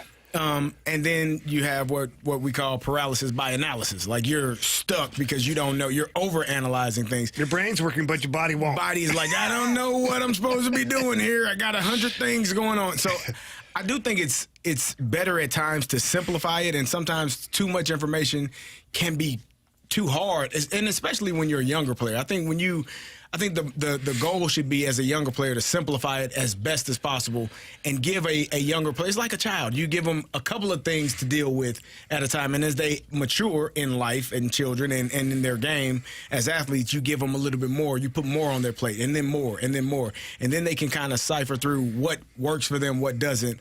But yeah, I think sometimes too much information can be hard. Yeah. So Brant Brown, hitting coach for the Cardinals, which, by the way, had an amazing interview with BK and Ferrario. I highly suggest that you go to the app, download the podcast, brought to you by Schaefer Door Company, and listen. Alex and BK did a phenomenal job with their questions, and Brant Brown was awesome with his information. But here is Brant Brown on adjustments within the game. Early on, obviously, they're going to go on maybe minor league information, and then when they get to the major leagues, they're just going to try to, like, piece it together. But I would say 3/4 of a season, you can probably have a pretty good profile if they play every day. We provide them with the same information because we have what we call a hitter's analysis, which we print out every month, which just kind of shows our hitters, okay, like, what are they doing well? What do they hit well? What do they slug? What do they chase? How is their aggression in counts? Because that's what the opponents are going to do. And by the end of the day is, like, we know that 80% of hits come from inside the strike zone. We know that slug goes up 200 points inside the strike zone. So we would like to be able to swing at pitches that we want to hit inside the strike zone. And if you chase and you swing outside the strike zone and you're aggressive, they don't really have to throw you strikes. So we're trying to taper and mold our young hitters because, they have strength, they have speed, but we're just trying to teach them experience, is that at the end of the day, or when push comes to shove, like they're gonna pitch you to the data and your aggression and where you don't like things. And if we can't get them to where we want them, is what are we going to do about it?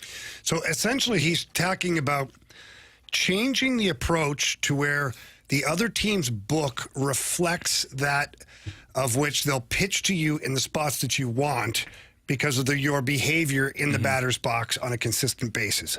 That's, I mean, I'm dumbing it down. For sure. But that's kind of what he's saying. Like, if you don't swing, if you don't chase, then they're going to have to pitch you in the strike zone. Right. That's the type of information that these players have now. And you guys were just touching on when you guys were playing. Like, could you imagine if you had that type of information, the behavior of certain players that you played against? Or did you guys just go out there and play? You kind of knew. Like, my first time through the league as a rookie, like, I'd watched hockey, so I kind of knew what each player was per se. I'd not played against everybody, that's for sure.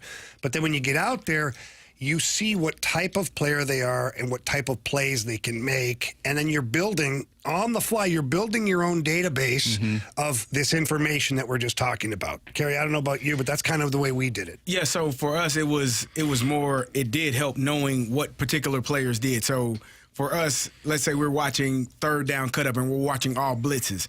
I know that if I'm doing pass pro and I'm picking up Ray Lewis, he's not going to try to make me miss. He's going to try to bull rush me, try to knock me over, try to run through me, and so I can set up a little bit differently. I can be a little bit heavier when I'm sitting there trying to pass pro versus a guy like Bart Scott who does have some wiggle and can go around you and try to make you miss, which if I'm sitting heavy, I'm going to fall over and miss. I'm not going to – it's a different path or a different decision you have to make based on which linebacker is blitzing versus you. I think the interesting thing about making adjustments is knowing your tendencies and the other team knowing your tendencies, but then doing the opposite.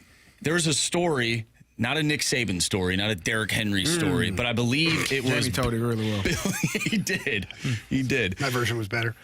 But Bill Belichick, I believe, was talking with Ed Reed and talking about a moment with Peyton Manning. If you know what I'm talking about, and maybe you could explain it a little bit more than I could. So it's just the way that Ed would normally chase. His eyes would go to one side of the field, and he lured Peyton into doing that. He kind of leaned that way, and Peyton knew that he always goes his way, and he could throw it back to the left side. So if he's leaning to the right, he know Ed is chasing down, let's say, Reggie Wayne on the right side, but Ed kind of spun back around with no purpose other than luring Peyton Manning into throwing what he thought was a receiver wide open down the left side, and he was able to go pick it off. But he baited him into that bite, knowing that Peyton's tendency was to get him to lean that way and go, and instead of going that way, he just spun around and blindly went and made an interception that Peyton had no clue that he was going to be going to intercept that pass. That's the fascinating part about sports that I love, is like the chess match within the game.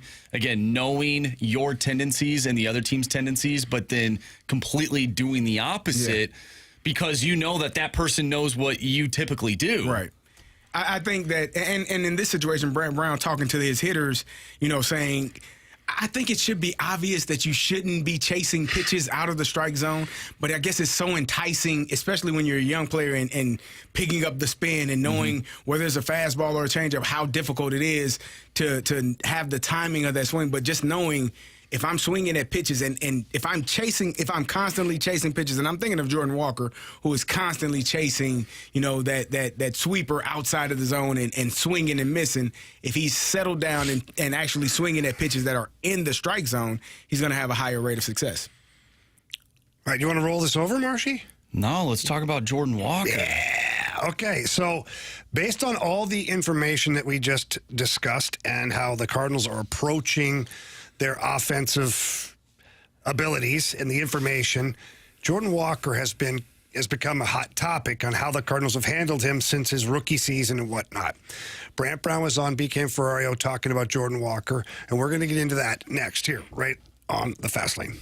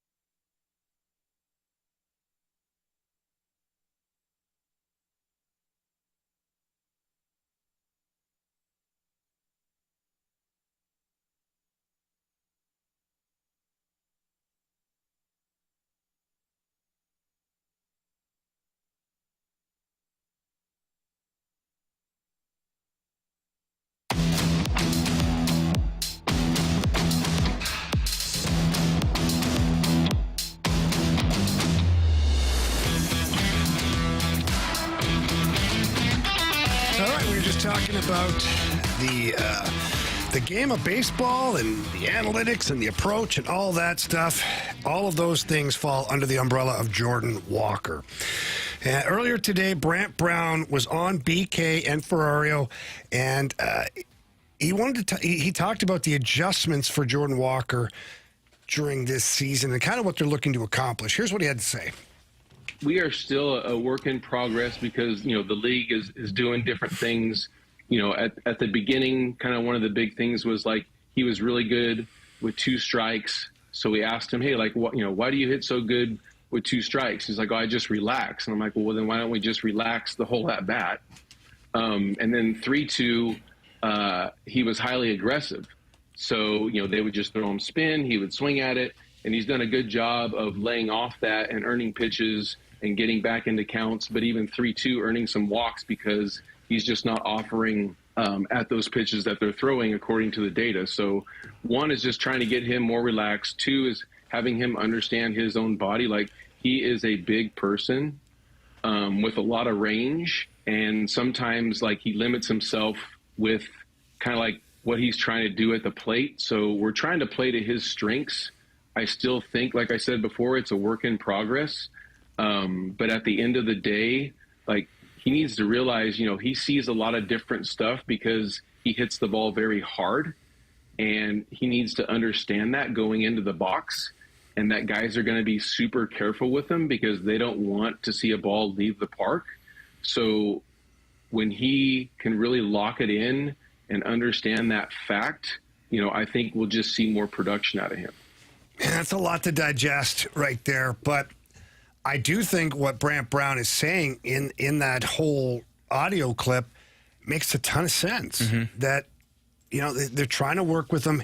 He is a big guy, and sometimes it takes a little bit longer for those guys to figure out how to get their swing around properly, on time, every time, not chase. What'd you get out of that? I took out of that, excuse me, I get choked up thinking about Jordan Walker. Yeah, it's emotional. I took out of that because he's hitting the ball so hard, he's going to face a lot of different pitches. They're bringing a lot of different things and trying to get him to swing and miss, to get him to chase. And I think it just comes with more opportunities, more reps, just becoming more comfortable. He talked about 0-2, how he said Jordan relaxes more. He's like, well, we should probably try that in the beginning of the at-bat. Let's try that when you have no strikes, no balls. Let's try to get you to be relaxed from the onset to make sure that you're seeing the pitches correctly and you're swinging at pitches that you can hit. And he does. I mean, when he hits the ball, even though people have complained, he hits it on the ground, he's usually hitting it very, very hard. So at some point, when those pitches are being elevated and he gets the opportunity to hit in the gaps and hit it over the fence, it's still going to be hit hard. It just comes with the with the process of all of this, the maturation of learning what he wants to swing at and what he can get a good swing on. So when you hear Brant Brown talk about Jordan Walker in that light, do you guys feel like he is the right guy to make Jordan Walker a better hitter? Do you feel confident after hearing what he just said? So I feel really confident after listening to the entire interview. Mm-hmm. And again, I said it earlier, it's a fantastic interview with BK and Ferrario. And as I listened to every single question and every single answer, it just made me more confident than ever that Brant Brown is the right guy for this job. He talked about, identifying pitches, he's talking about Jordan Walker being relaxed. Well, how do you hit the ball there? Well, I was relaxed because it was 2 strikes. He goes, well, why aren't you relaxed when it's 3-2 there? Right. He's picking up on tendencies of his players. And he's just, a couple of months, a handful of months into being with this group. So imagine what he's going to be able to do 6 months from now, a year from now.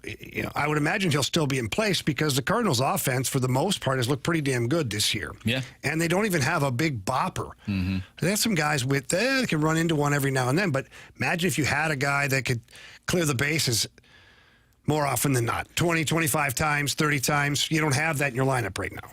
And from what he said, it sounds like that's not what they're going for. It's more like, hey, let's. There's a time and place when to slug. And sometimes when you have that approach, you're going to run into one. Mm-hmm. That's what we hear from all of the old baseball players that talk about analytics and trying to lift the ball and stuff like that. Like, I'm just not a fan of that, but I am a fan of this philosophy. Yeah. Just hit the ball. Well, and he's forcing, if you read into it too, I mean, I'm really dumbing it down, but he's forcing pitchers to throw strikes. If you can train your batters not to chase on a regular basis, not to panic, not to get glitchy in the batter's box, you're then going to force the pitcher. At some point, he's got to throw a strike. Or walk you. Or walk the hell out of everybody, right? Yeah. So if you can train your hitters to identify the strikes and force the pitcher to throw those strikes, your percentages get better at creating offense. So to answer to your question, Marcia, yeah, I trust that this guy can lead the charge. And quite honestly, I'm excited to see what he's able to do with a relatively young team. Same here. All right, the Sports Six-Pack is finally here. The Air Comfort Service text line is 314-399-9646. Part one of the Sports Six-Pack next here on 101 ESPN.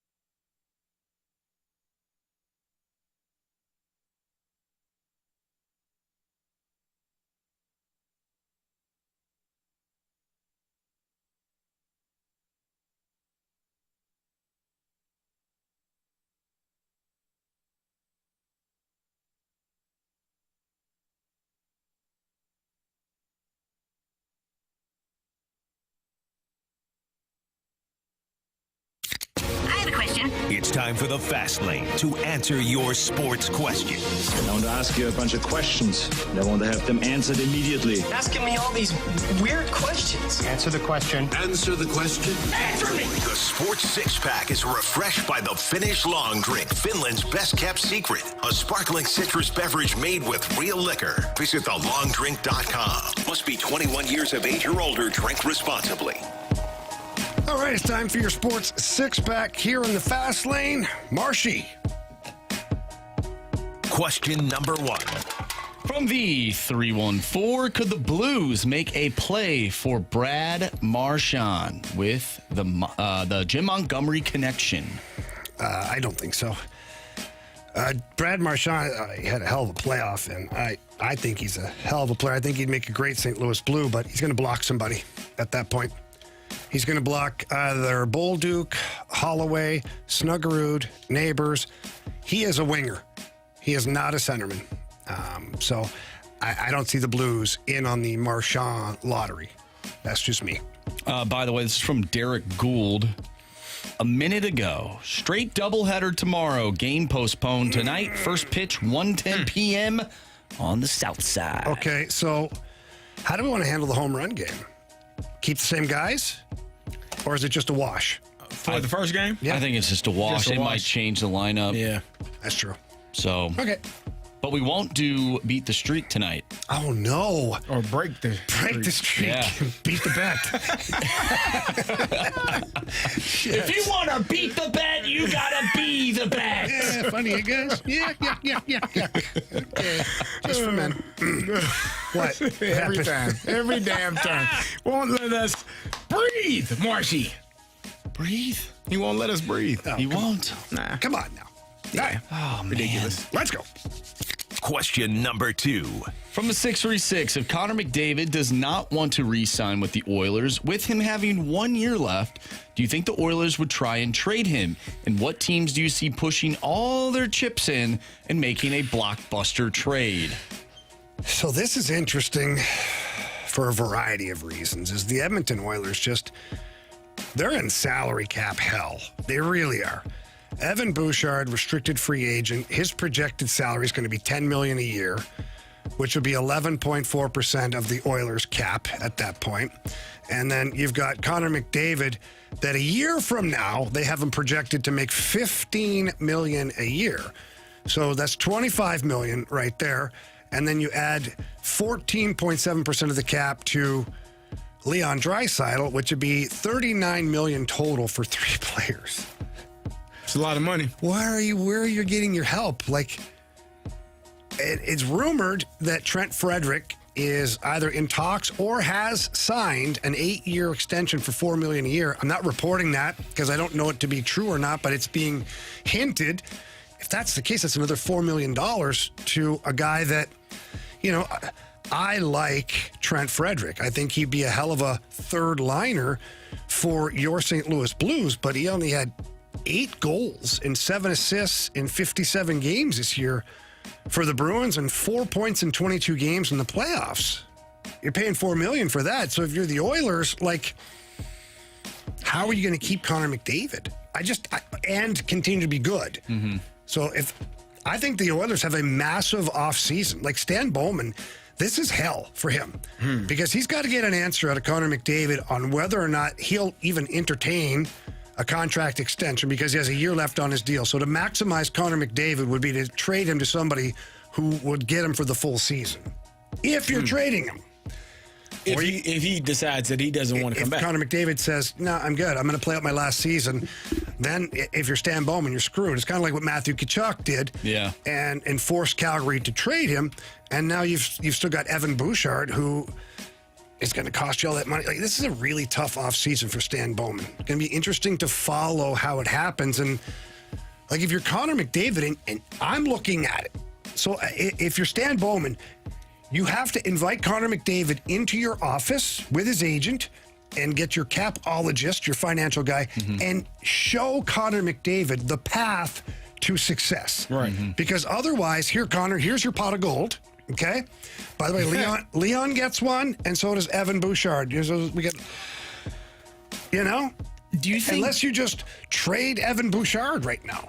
Do you think Stan Bowman is the guy to run a team that has stars already on the team that are not on cheap deals? Like, we know what the Blackhawks did when all of those guys were not making money. And then we saw what happened when they started making money. Yeah. They started trading players that maybe they shouldn't have traded because they didn't have the money. Have choice, yeah.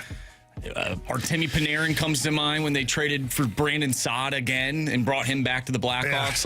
Yeah. Do you think he's the guy for that? Well, Stan Bowman did. He took over a team that was put together by Dale Talon, and then he did orchestrate trades and maneuvers and whatnot all by himself to win the third Stanley Cup that they won. Fair enough. And that was over a span of, I think, 8 years. So there was a lot of movement and trades and things. I think that he's capable. I just think that he's also never had, although Kane and Taves were high-priced players, he's never had like $14 and $15 million players. Right. And then, like, Zach Hyman's at 5.5. That's a great deal, by the way. Ryan Nugent-Hopkins at 5.1. That's a great deal, too. But then, like, Evander Kane at 5.1. Forget Victor Arvidsson, another year at $4 million. You couldn't even play this guy in the playoffs, and you're paying him $4 million again. So I just don't know how you build a team to win while paying McDavid, Draisaitl, and like no supporting cast. So I don't know. I think it's going to be a wild offseason for the Oilers. And Connor McDavid, he holds all the cards, man. He does. He will probably dictate how it goes for the Oilers. We'll see. Question number 3. From the 636, what do you think happens to the Lakers with the Buss family entering into an agreement to sell the majority ownership of the team? Carey got. I thought when I just saw that scroll across the TV earlier, I was like, that's pretty interesting. I don't know. I mean, I never thought that the Buss family would sell. I know Jerry Buss probably would have never sold, but obviously he's passed on and left it to Jeannie, and she's been running things for a while. I don't know I don't know who they're selling it to. I don't know what that ownership group is going to look like. I don't think you can't really, I guess you can, but you can't really mess up the brand that is the Los Angeles Lakers. Yeah. Like, you can't mess up the brand that is the Dallas Cowboys. Like, there are certain brands that you just cannot, you can't mess up. It would be a complete failure for an ownership group to come in and try to change things in a way that, put them at the forefront instead of the Los Angeles Lakers or the Dallas Cowboys. I think that brand itself will stand the test of time. So I think it's going to be fine no matter where it goes or who it goes to.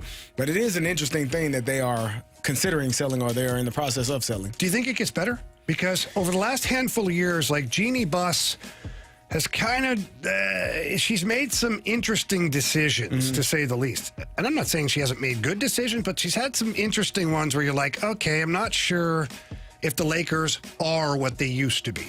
I think that, I mean, I don't know how much better it's the Los Angeles Lakers. Yeah. Like, how much better can you make a gold mine? Like, they are the standard in the NBA. Like, it's them, it's the Boston Celtics, and I mean, they are the top tier, and then you go to whomever else you want to go to. In the 90s, it was the Bulls. Yeah, but those that's three. gone now. But that's not the same. So the Los Angeles Lakers have been the standard in the NBA, and I think in all sports franchises, they just transcend all sports and in all different phases, all different parts of the country and the world. I wonder if things get better and I'm sure you know about this, the friction between, I believe, the Buss family and the logo, Jerry West.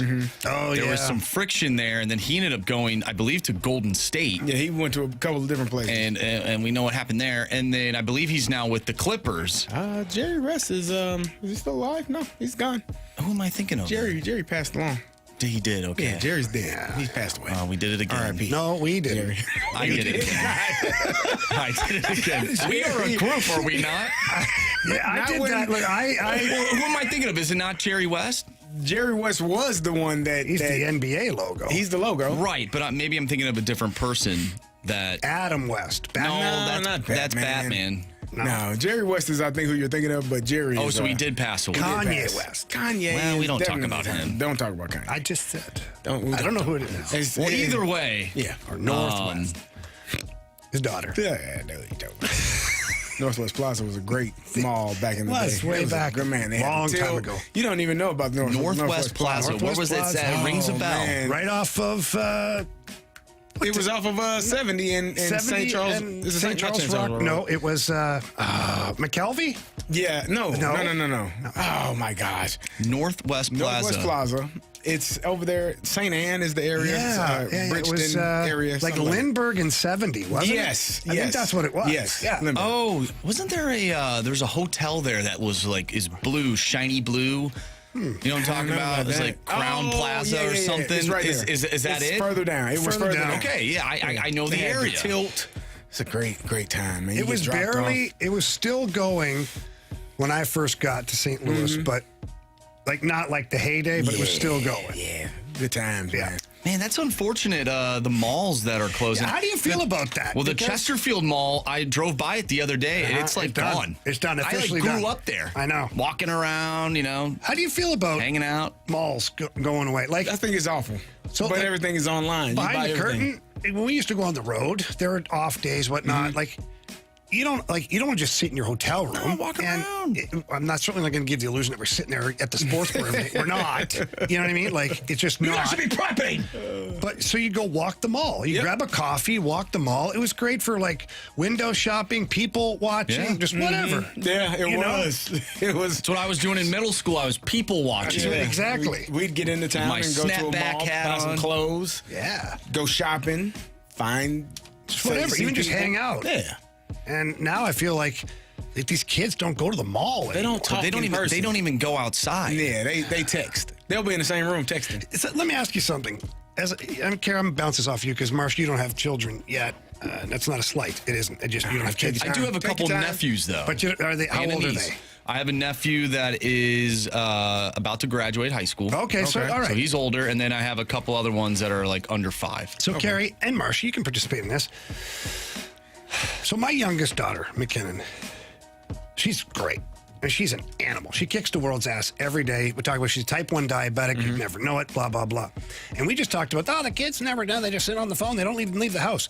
Her and her friend group are all over the place. Yeah. Like, 4 or 5 of them are in my pool the other night swimming, and then they're out of the pool over to Raising Cane's. From Raising Cane's over, like, they're all, and I'm like upset about it. I'm like, why are you guys all over the place? Why?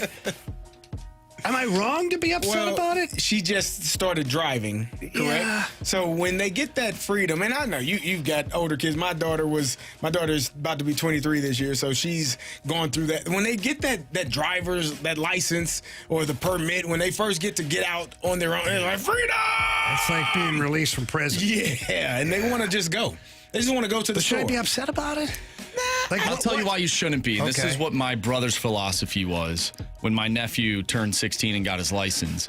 He was so ecstatic, my brother, because he did not have to drive my nephew anywhere. place. Baseball practice, wherever. I'm not mad about her driving around. It's just that they're all over the place. They can't sit down. They stay in our little area, so it's not like they're driving into, I don't know, Brentwood or whatnot. We live out in St. Charles. They're in our little area.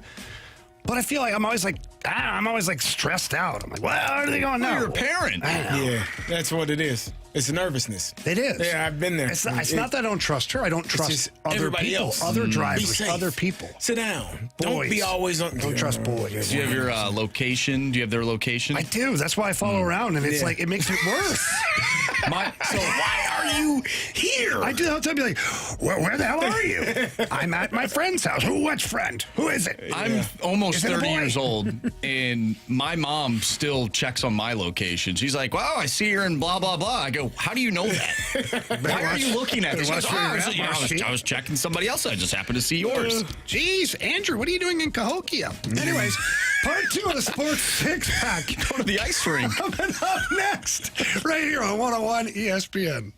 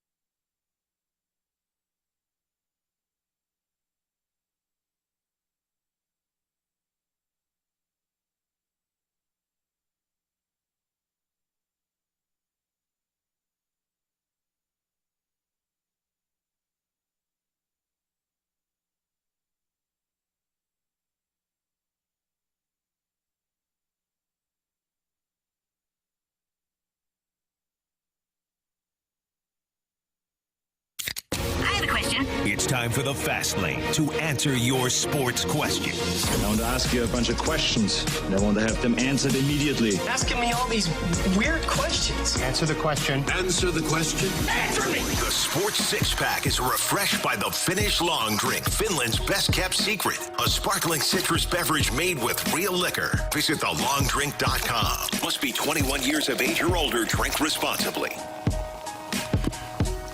All right, welcome back here to the Fast Lane, part 2 of the Sports Six-Pack. Question number 4. Gentlemen, I saw this question come through from the water boy, and I had to do a little digging, and this is not good for Shadur Sanders. The water boy wants to know, Shadur Sanders gets cited for going 101 miles per hour in a 60. What is the fastest you've gone? Did you get caught? Oh, man. Yeah. Okay, go ahead, Carey. On the highway, going back to Champaign. Here's the funny thing. I was 21, 22. I was probably driving, and I had what was I driving at the time? Grand Am, Pontiac Grand Am. It was up to about 110, 112, and it started. It was shaking. I was like, I was late. I think I was late. I was trying to get back for a meeting, whatever it was. I get pulled over. The officer's like, son, you're driving you're going too fast. I should take your ass to jail. I was like, oh, you can go to jail? Like, yeah. I'm like, oh. So I called my mom, and I'm like, hey, guys, talking about taking me to jail. Well, how fast were you going? 112, 115, I don't know. Yeah, you can take your dumb ass to jail. I was like, oh, I didn't know. So fortunately, he marked it down, and I think he gave me like 85 and a 60. Which is still not great. Not great. No, not but great. It wasn't a jailable offense, so thankfully for that situation. But I had no clue. So yeah, I was flying. I didn't know you can go to jail for speeding. So at that rate. The year was 1998, and we were playing the Phoenix Coyotes in the playoffs. And it's a great comeback too, Carey. We were down 3-1, won the series in 7, double overtime. But we played in Phoenix. Oilers couldn't do that. Well, maybe if Connor McDavid didn't get, tripped and hooked, and they called a penalty, and they score on that power play with 10 minutes left in the game, maybe they end up coming back. Never know, right? You just never know. We'll never know. Never know. No. Oh, well. Anyways, we played in Phoenix, went to overtime, and we had a back-to-back game because of television back then. Like, you just did what you were told. What do you mean, a back-to-back games? Back-to-back playoff. The next night? The next day. The next day. The next day. It was an afternoon game, like a 3 o'clock game. Oh, really? Yeah. Playoffs? Yeah. They didn't care, okay? CBA didn't protect us from it at the time, nothing. And so, anyways, we play, go to overtime, we win. It was awesome. We land back at Lambert, I forget what time it was, and Coach Q, Quenville, says, hey, look, we got everybody rooms at the Ritz-Carlton. You're not going home. You're going to go to the Ritz-Carlton, go to sleep, and then we're going to go to the rink. Wow. Like, we don't need to go home and all that stuff. Right. We need you to get some sleep because we got another playoff game. So he's like, try to get your asses to the hotel as fast as you can. I'm like, oh, okay. I can do that. I just bought like a brand new Corvette. Oh, this thing was badass too. Yeah. And I'm like leaving that Lambo. I had this thing pinned. And I down Highway 70 to 170 to get to the Ritz-Carlton. And I pull into the Ritz-Carlton, and like they got the guys out there ready to park our cars. And like 2, 3, 4, 5, 6 seconds later, like 3 cars come rolling into the little spot where the Ritz-Carlton, and they're like, get out of the vehicle. I'm like, what the hell's going on? So I get out of the car, and like now the whole team is like standing around, like looking around. And they come up, and the guy's like, what the hell is wrong with you? You're doing 125 miles an hour. And I'm like, I didn't really know I was doing 125. Like, I really didn't. I knew I was going fast. Yeah. He's like, what the hell's your problem? I'm like, well, officer, we're trying to get in our hotel rooms. We got a big playoff game tomorrow. And so then finally one of the cops comes up. They pull me aside. Then Coach Q has to come in and be like, oh, hey, guys, can we work this out somehow, Anyways, they were really nice about it. They were more pissed off that I made them chase me. You didn't know they were chasing you? I couldn't see it. That's how far ahead I was. And so They were more pissed off about that than anything else because there's nobody on the road. Right. So the only person I could have really hurt was myself, which was still stupid. Yeah. Don't get me wrong. Like, looking back now, I'm like, what are you doing, idiot? But decisions they gave me a warning. No ticket, which was like massive at the time. But I never spent like that again. Yeah. I can tell you that much. It was really stupid. Drive safe. Yep. Please do. It's especially if 9-3 now. 9-3? Yeah. Okay. Do that. What is it? Okay, good. 10-2. 10-2. 9-3. Yeah, all right. Question number 3. We're not on question number 3. We're on question number 5. How did you get 3? You said 9-3, so I'm like, 3. You ever see that guy Oz or Oz the Mentalist? Yeah. And how he like manipulates people into doing things? I feel like I would just be easily manipulated. I just hear one thing, I'm like, oh yeah, question number 3.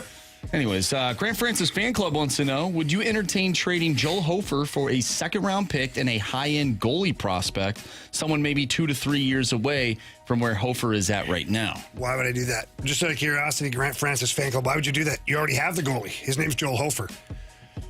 And the second-round pick, what am I to me, for me, as a general manager, if I was one, draft picks are fine. Mm-hmm.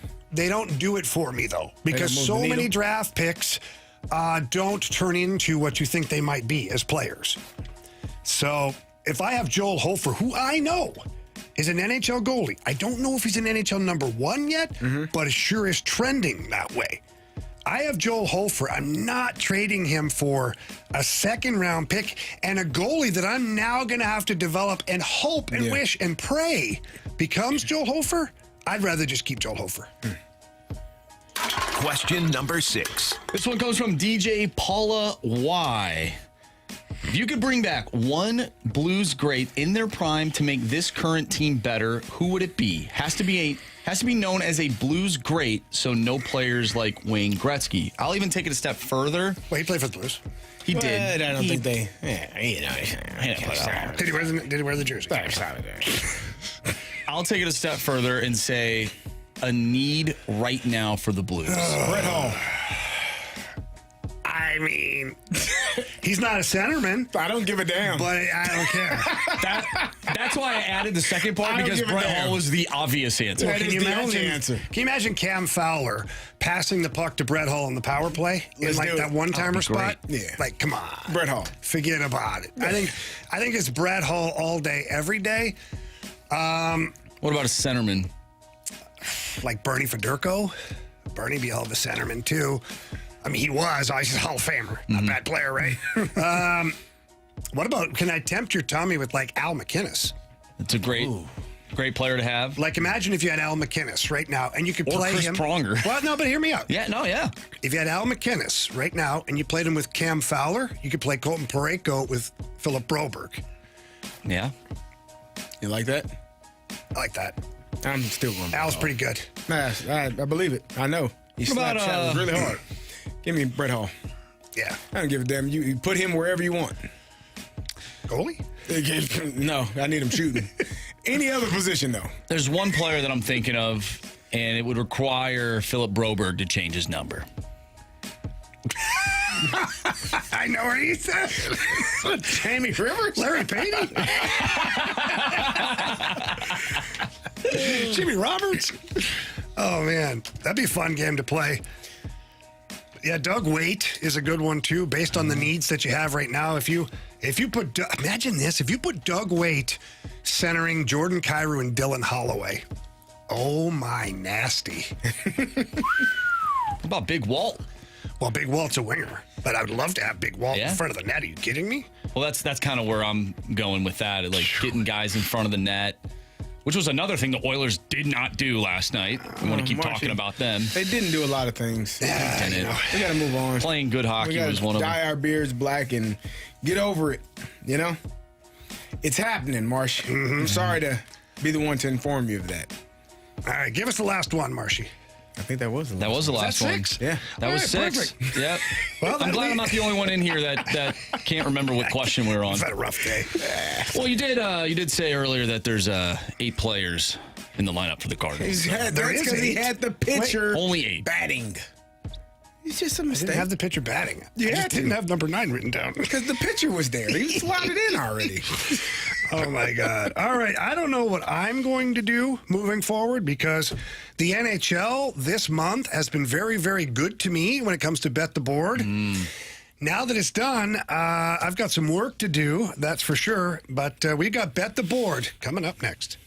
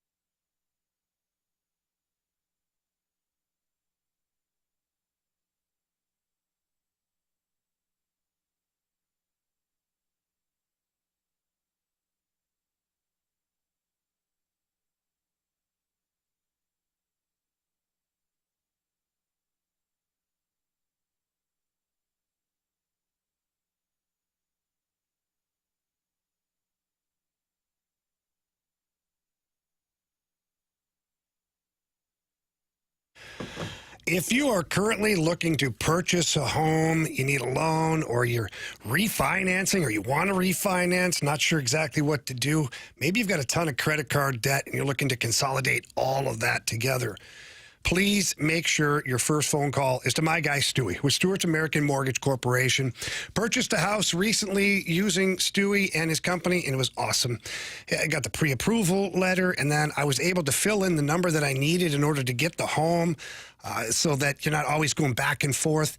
And then once I finally got the home, there's so many steps to closing on the house, and Stewie was right there the entire time. It was such an easy process that I recommend him to everybody, not just our 101 ESPN listeners. Anybody I talk to, I recommend Stewie for them. And he's talking about rates might be going down here. Just give him a call. See if you can refinance your loan right now, your home. He's got the bagel loan, which is zero costs and zero, all that stuff. It's a big zero, the bagel, like Stewie always says. So please give him a call on his personal cell phone number. That number is 314-324-4440. Again, that's 314-324-4440, or Google the bagel loan. NMLS number 226715.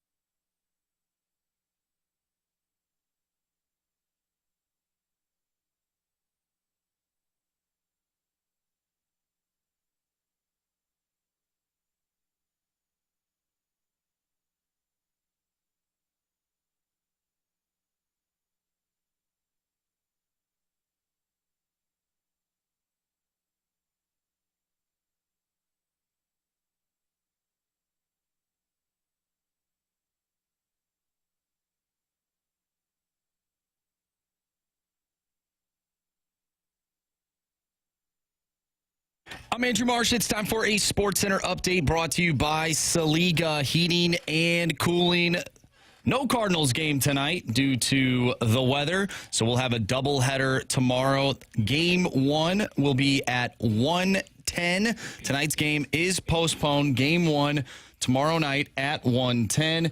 And then game 2 is to be determined at the moment. If you missed anything from today's show, including our interview with Brad Thompson, make sure you go to 101ESPN.com or check out the free Dobbs Tire and Auto Center's 101 ESPN mobile app.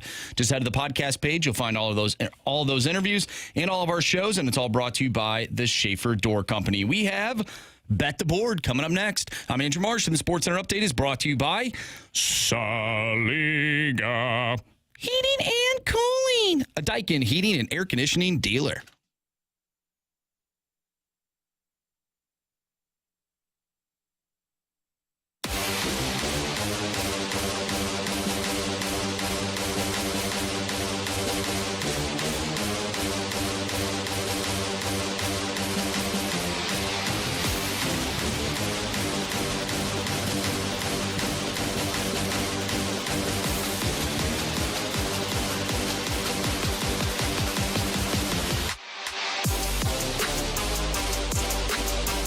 It's a fast lane here on 101 ESPN. It is now time for Bet the Board.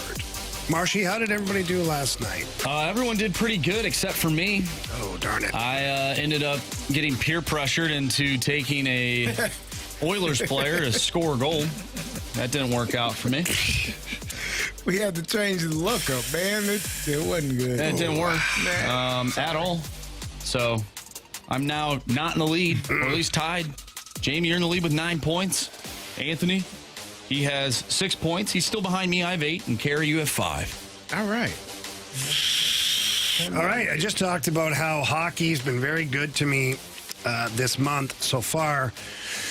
I've had a couple of baseball wins, but now I'm going to have to really rely upon Major League Baseball. So I'm going to go with I don't like any of these games. I just don't like it.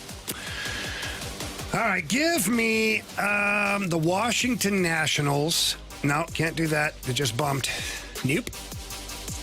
All right, screw it. Give me the San Francisco Giants on the money line over the Cleveland Guardians, minus 137.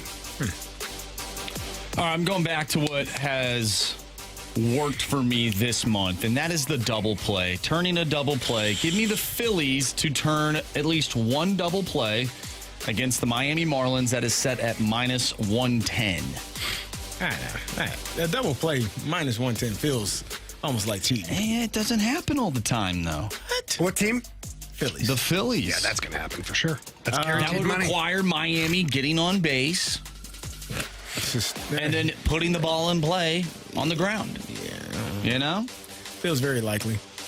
Give me Manny Machado, 1.5 hits, runs, and RBIs, minus 135. All right, Anthony is going with the Mets and Braves over 8.5 tonight. Mets, Braves over 8.5. He just keeps going with the Mets since he's in New York, huh? This thing? He's all over it. He's all over it. What is Anthony? Did we do Anthony yet? Yeah, he wants the Mets and Braves over 8.5. Literally just said that. I wasn't paying attention. He didn't have his glasses on, right? I didn't have my glasses on. I couldn't hear him. Oh, my goodness. So, all right. Will you dive into this whole disaster of the National League with the Giants acquiring Rafael Devers? For you guys, how much does that change the landscape of everything? For the Cardinals, it didn't do them any services. What other teams do you think are affected as well as the Cardinals? I think the Brewers. Brewers.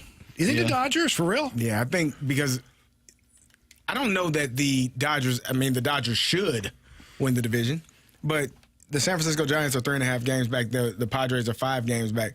I think that's going to be a much tighter race down the stretch than it is right now. I think it's going to be a lot closer with those two teams. So not saying that the Dodgers won't make it into the playoffs because you could have 3 teams from that division maybe, but I think Dodgers are 3.5 games up on them right now, though. I agree, but you got the Dodgers and the Padres playing in a series, so the Padres are a team that has a lot of talent as well. So, I mean, yeah, that could affect the Dodgers. Instead of having a series off, you get the bye. You would then have to play a 3-game series, and anything can happen, right? Anything could happen. Anything could happen. Yeah. What is that? I've never heard that. You never heard that song? No. What? Who sings it apart from you? Oh, well, let me look it up. I have no idea. I'm so bad with music. I'm so bad with music. You're supposed to be the musician here. You should I'm not the only musician in this room. I don't know. But you're the only one who knows anything about songs. I mean, like Carey, he doesn't. I know all the songs. I just don't know who wrote them or sings them, for that matter. Okay, same thing. I don't know who wrote them or sings them. Ellie Goulding. Well, how's it go? He just sang it. Yeah, that's not really a good version of it, though. I mean, it literally says anything could happen like 5 times in the Give us your best in the chorus. impression of it. Anything could happen. Anything could happen. Anything could happen. Anything could happen. This song sounds terrible. No, it's actually a really good song. Ellie Goulding's a very good artist. That's terrible. Does she do her hands like that? Does she do that? Does she No, do I jazz had hands that. too? Anything What does she do with her hand? Anything could happen. Like you could do, you're putting a spell on somebody. I put a spell on you. I know that one. Now you're mine. I don't know who Spell sings on it. you. No? I'm telling you, I'm not good. I know there's some songs I know almost every single lyric of the song. Couldn't tell you who sang it. I'm the same way. Yeah, I can't help that. It's mostly white bands from the 90s. I don't know. Gary, were you more of a And why is that? rock band guy or like a I have no clue. or one of those pop boy band type guys? Never a pop boy band. No? Nah. You know. Who is your favorite boy band, if you have to pick one? Oh, come on. For me, it's the Backstreet New Boys. Kids on the Block. New Kids on the Block? Yeah. Gotta be. I think it's New Kids on the Block for me, too, because those kids are from South Boston. A couple of them are brought up in pretty, like, Dorchester, tough area. Yeah. Got to tip your cap to that. Yeah. I just don't know if the Backstreet Boys, like, they tried to have, like, AJ tried to have, like, the street cred. He was the edgy guy with the tattoos. It wasn't working for me. I don't know. You can't. You hear everybody. Like, how do you not get up for that? Really? Rock your body. Yeah. Everybody. What about Step by Step? That doesn't hit the song. Ooh, baby. Yeah, I know these songs, man. No, that's lame. Gonna get to you, girl. Oh, my God. No, that's lame. By the way, Lisa texted in. Uh-oh. Fuck. She says, What'd she say, Ollie sucks? Stop, please. Oh. LOL. Lisa? Sorry. What the She heck? also texted a picture of Yadier Molina in his Puerto Rican baseball Look at manager the uniform. perm on Yachty. Hey, he's the new coach. How about that? Good for him. All right. I guess he's not new. He was the coach last time. He was the coach Or the last manager. time. Yeah. Manager. This is what he's doing for the Cardinals. He's a special assignment for Puerto Rico. That's what I heard, yeah. All right, well, when we come back, what we learned, 3 stars of the day, criticisms, compliments, and maybe more boy band stuff. Who knows? Right here on 101 ESPN.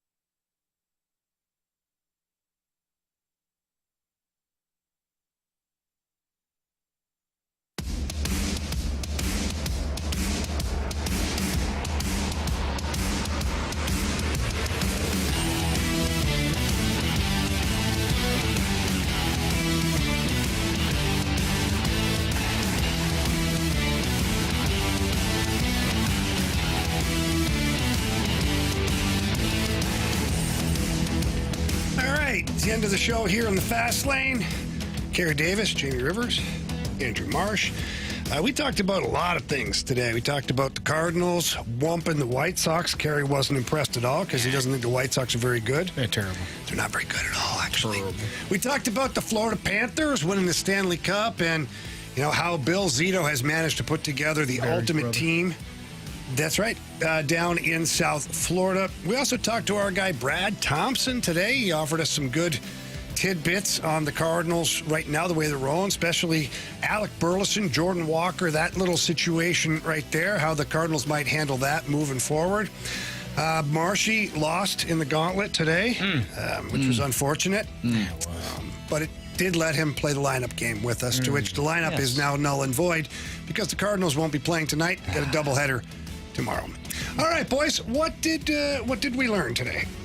I learned that neither you or Marshy wants to hear that your team is not going to win the division in football. And you all said some really mean things during the break to me. And I didn't like it. It's not true. No, it's Totally true. not true. Hey, your favorite Coming team from and Carey, your who third thinks favorite team. Pittsburgh's going to be good. Here we go. You can't sing it, Marshy. I'm not. You can't. Yeah. You don't get that duo. He'll be back on board tomorrow. Maybe. Marshy? I learned that you should always go with your gut. I missed that first question in the Gauntlet. Yeah, Wisconsin Dells. Said it like I knew it right off the top of my head, and I actually said it as a joke. And then you said, when I asked for the options, you said the Wisconsin Dells. And then I went with it. I only got 1 point. Ended up being the reason why I lost, other than not going with the blind man, Galileo. Allegedly. We don't know. No, he went blind. Yeah, but from that. From the pendulum? Yeah, I don't think. No, I think, and I don't believe he went blind from looking at the sun either. I How think do you think that's he went what blind? Cataracts. Was it? That's what it said. My mom used to say you can go blind sometimes from doing certain things. I've also heard about I don't that. know. I've yet to see that be proved or disproved. There you go. Or you lose your hearing. What? Exactly. Right, so that was the whole point. What I learned today is, man, oh man, can Marshy and Carey ever get crabby over losing a little bit of a bet? I can't wait till you lose. I mean, so crabby. They both came in here. Marshy a little better than Carey. Carey was pissy for the first hour at least. I mean, he came in pissy. Sat at his desk, slammed his computer down, wouldn't talk to us. Put his back to me. Not a fan of my back. That's how I always tell you. It was worse today than ever. Not a fan of losing. I mean, Marshy blessed the office. I did. He had a picture. Yeah, but he didn't bless the couch. He didn't. That might be the problem. That's where he went wrong. Yeah. Actually, I thought you were going to bless the couch. Well, that couch doesn't exist anymore. It's a couch. No, it was specifically that couch. It was. I don't know where it's at. Do you have a chair or a couch that you sat in while the Oilers won a game this year in the playoffs? So let me think about this. Game 1. I actually had a hockey game that night, a men's league game. Then I came home and sat in my basement and watched the Oilers win in overtime. What did you sit on? Where did you sit on? It was a couch. You should have blessed the damn couch. If I'd seen the little Marshy McDavid on the couch last night. I was not on that same couch, though, when they won Game 4. I was at a bar for that. Yeah, but you weren't at home. I was not at home. So if you're at home, you have to bless the couch you sat on. But it was only one game, though. It wasn't like the whole... It's okay. It's tough, man. No, I mean... it's a tough look. It's fine. The thing that I will do moving forward is never pick the Oilers again. It's as simple as that. I'll learn my lesson. At least you don't have to worry about that this year. Seriously? What? Really? 3 stars, please? No. All right, from the 636, we'll do some. Okay. We'll do some criticisms and compliments Any here. for Jamie? Well, I hope so. from the 636, good show today, fellas. Just don't forget whose show it is. Anthony will be back soon. He will be. He will be. 636, the show was great until you started talking boy bands. Yeah. It was for like a minute and a half. I think it'll be okay. From the 314, apparently Jamie used to stand too close to the TV. That's what will make you go blind. Yeah. Sure, we'll go with that. That's what it is. Yeah, you got to back up. Yeah. All right, now from the TV. Yep. It is time for our 3 stars of the day. It's time for the Fast Lane's 3 stars of the day. Presented by Circus Sports Illinois. Sports betting the way it should be. Our 3rd star of the day goes out to malls. Yeah. Yes. We like malls. Plaza, We like malls. Churchfield Mall, Jamestown Mall. R.I.P. all of you. Mm-hmm. Our 2nd star of the day goes out to straight lines. However you get Carey. there. Quickest distance between 2 points. Is Straight line. Okay, look at you go. Yeah. Somebody taught me that. He's coachable. Thank you. And our 1st star of the day, despite what the 636 says, goes out to boy bands. Yeah. Oh, wow. There we go. And we are one of them, gentlemen. Not too bad. Our rendition wasn't terrible. Wasn't terrible at all. So, all right. It was a good show. Unfortunately, we won't get to watch the Redbirds tonight, but we do have the... no, that's tomorrow night. Pacers and Thunder will be right here on 101 ESPN. Pregame at 6:30. Tip-off at 7:30. We got a text from 618. Great show. Not as much agitation and hatefulness as usual. Really? I thought Carey was quite hateful. He was agitating the hell out of me. Yeah. Carey was very hateful. His looks more than anything. Because you were agitating me. You walked up on me and did one of these. Yeah, well, look at my beard. It's going to stay the same. Yours isn't. I didn't say that, first of all. You gestured it. What do you mean? Beard. That right there. Like See? what? See? Oh, man. All right. Well, Stanley Cup Finals over. NBA Finals probably over tomorrow night, too. With the OKC Thunder probably putting a beat down on the Pacers. Let's just be real about it. Yeah. And then we'll have nothing but Cardinals baseball. Hopefully they keep balling, playing the White Sox. Gotta like that stuff. Yeah. All right, for Andrew Marsh, Carey Davis, this is Jamie Rivers here in the Fast Lane. Hope you guys have a great rest of your evening. Tune in tomorrow. We'll talk then. See ya.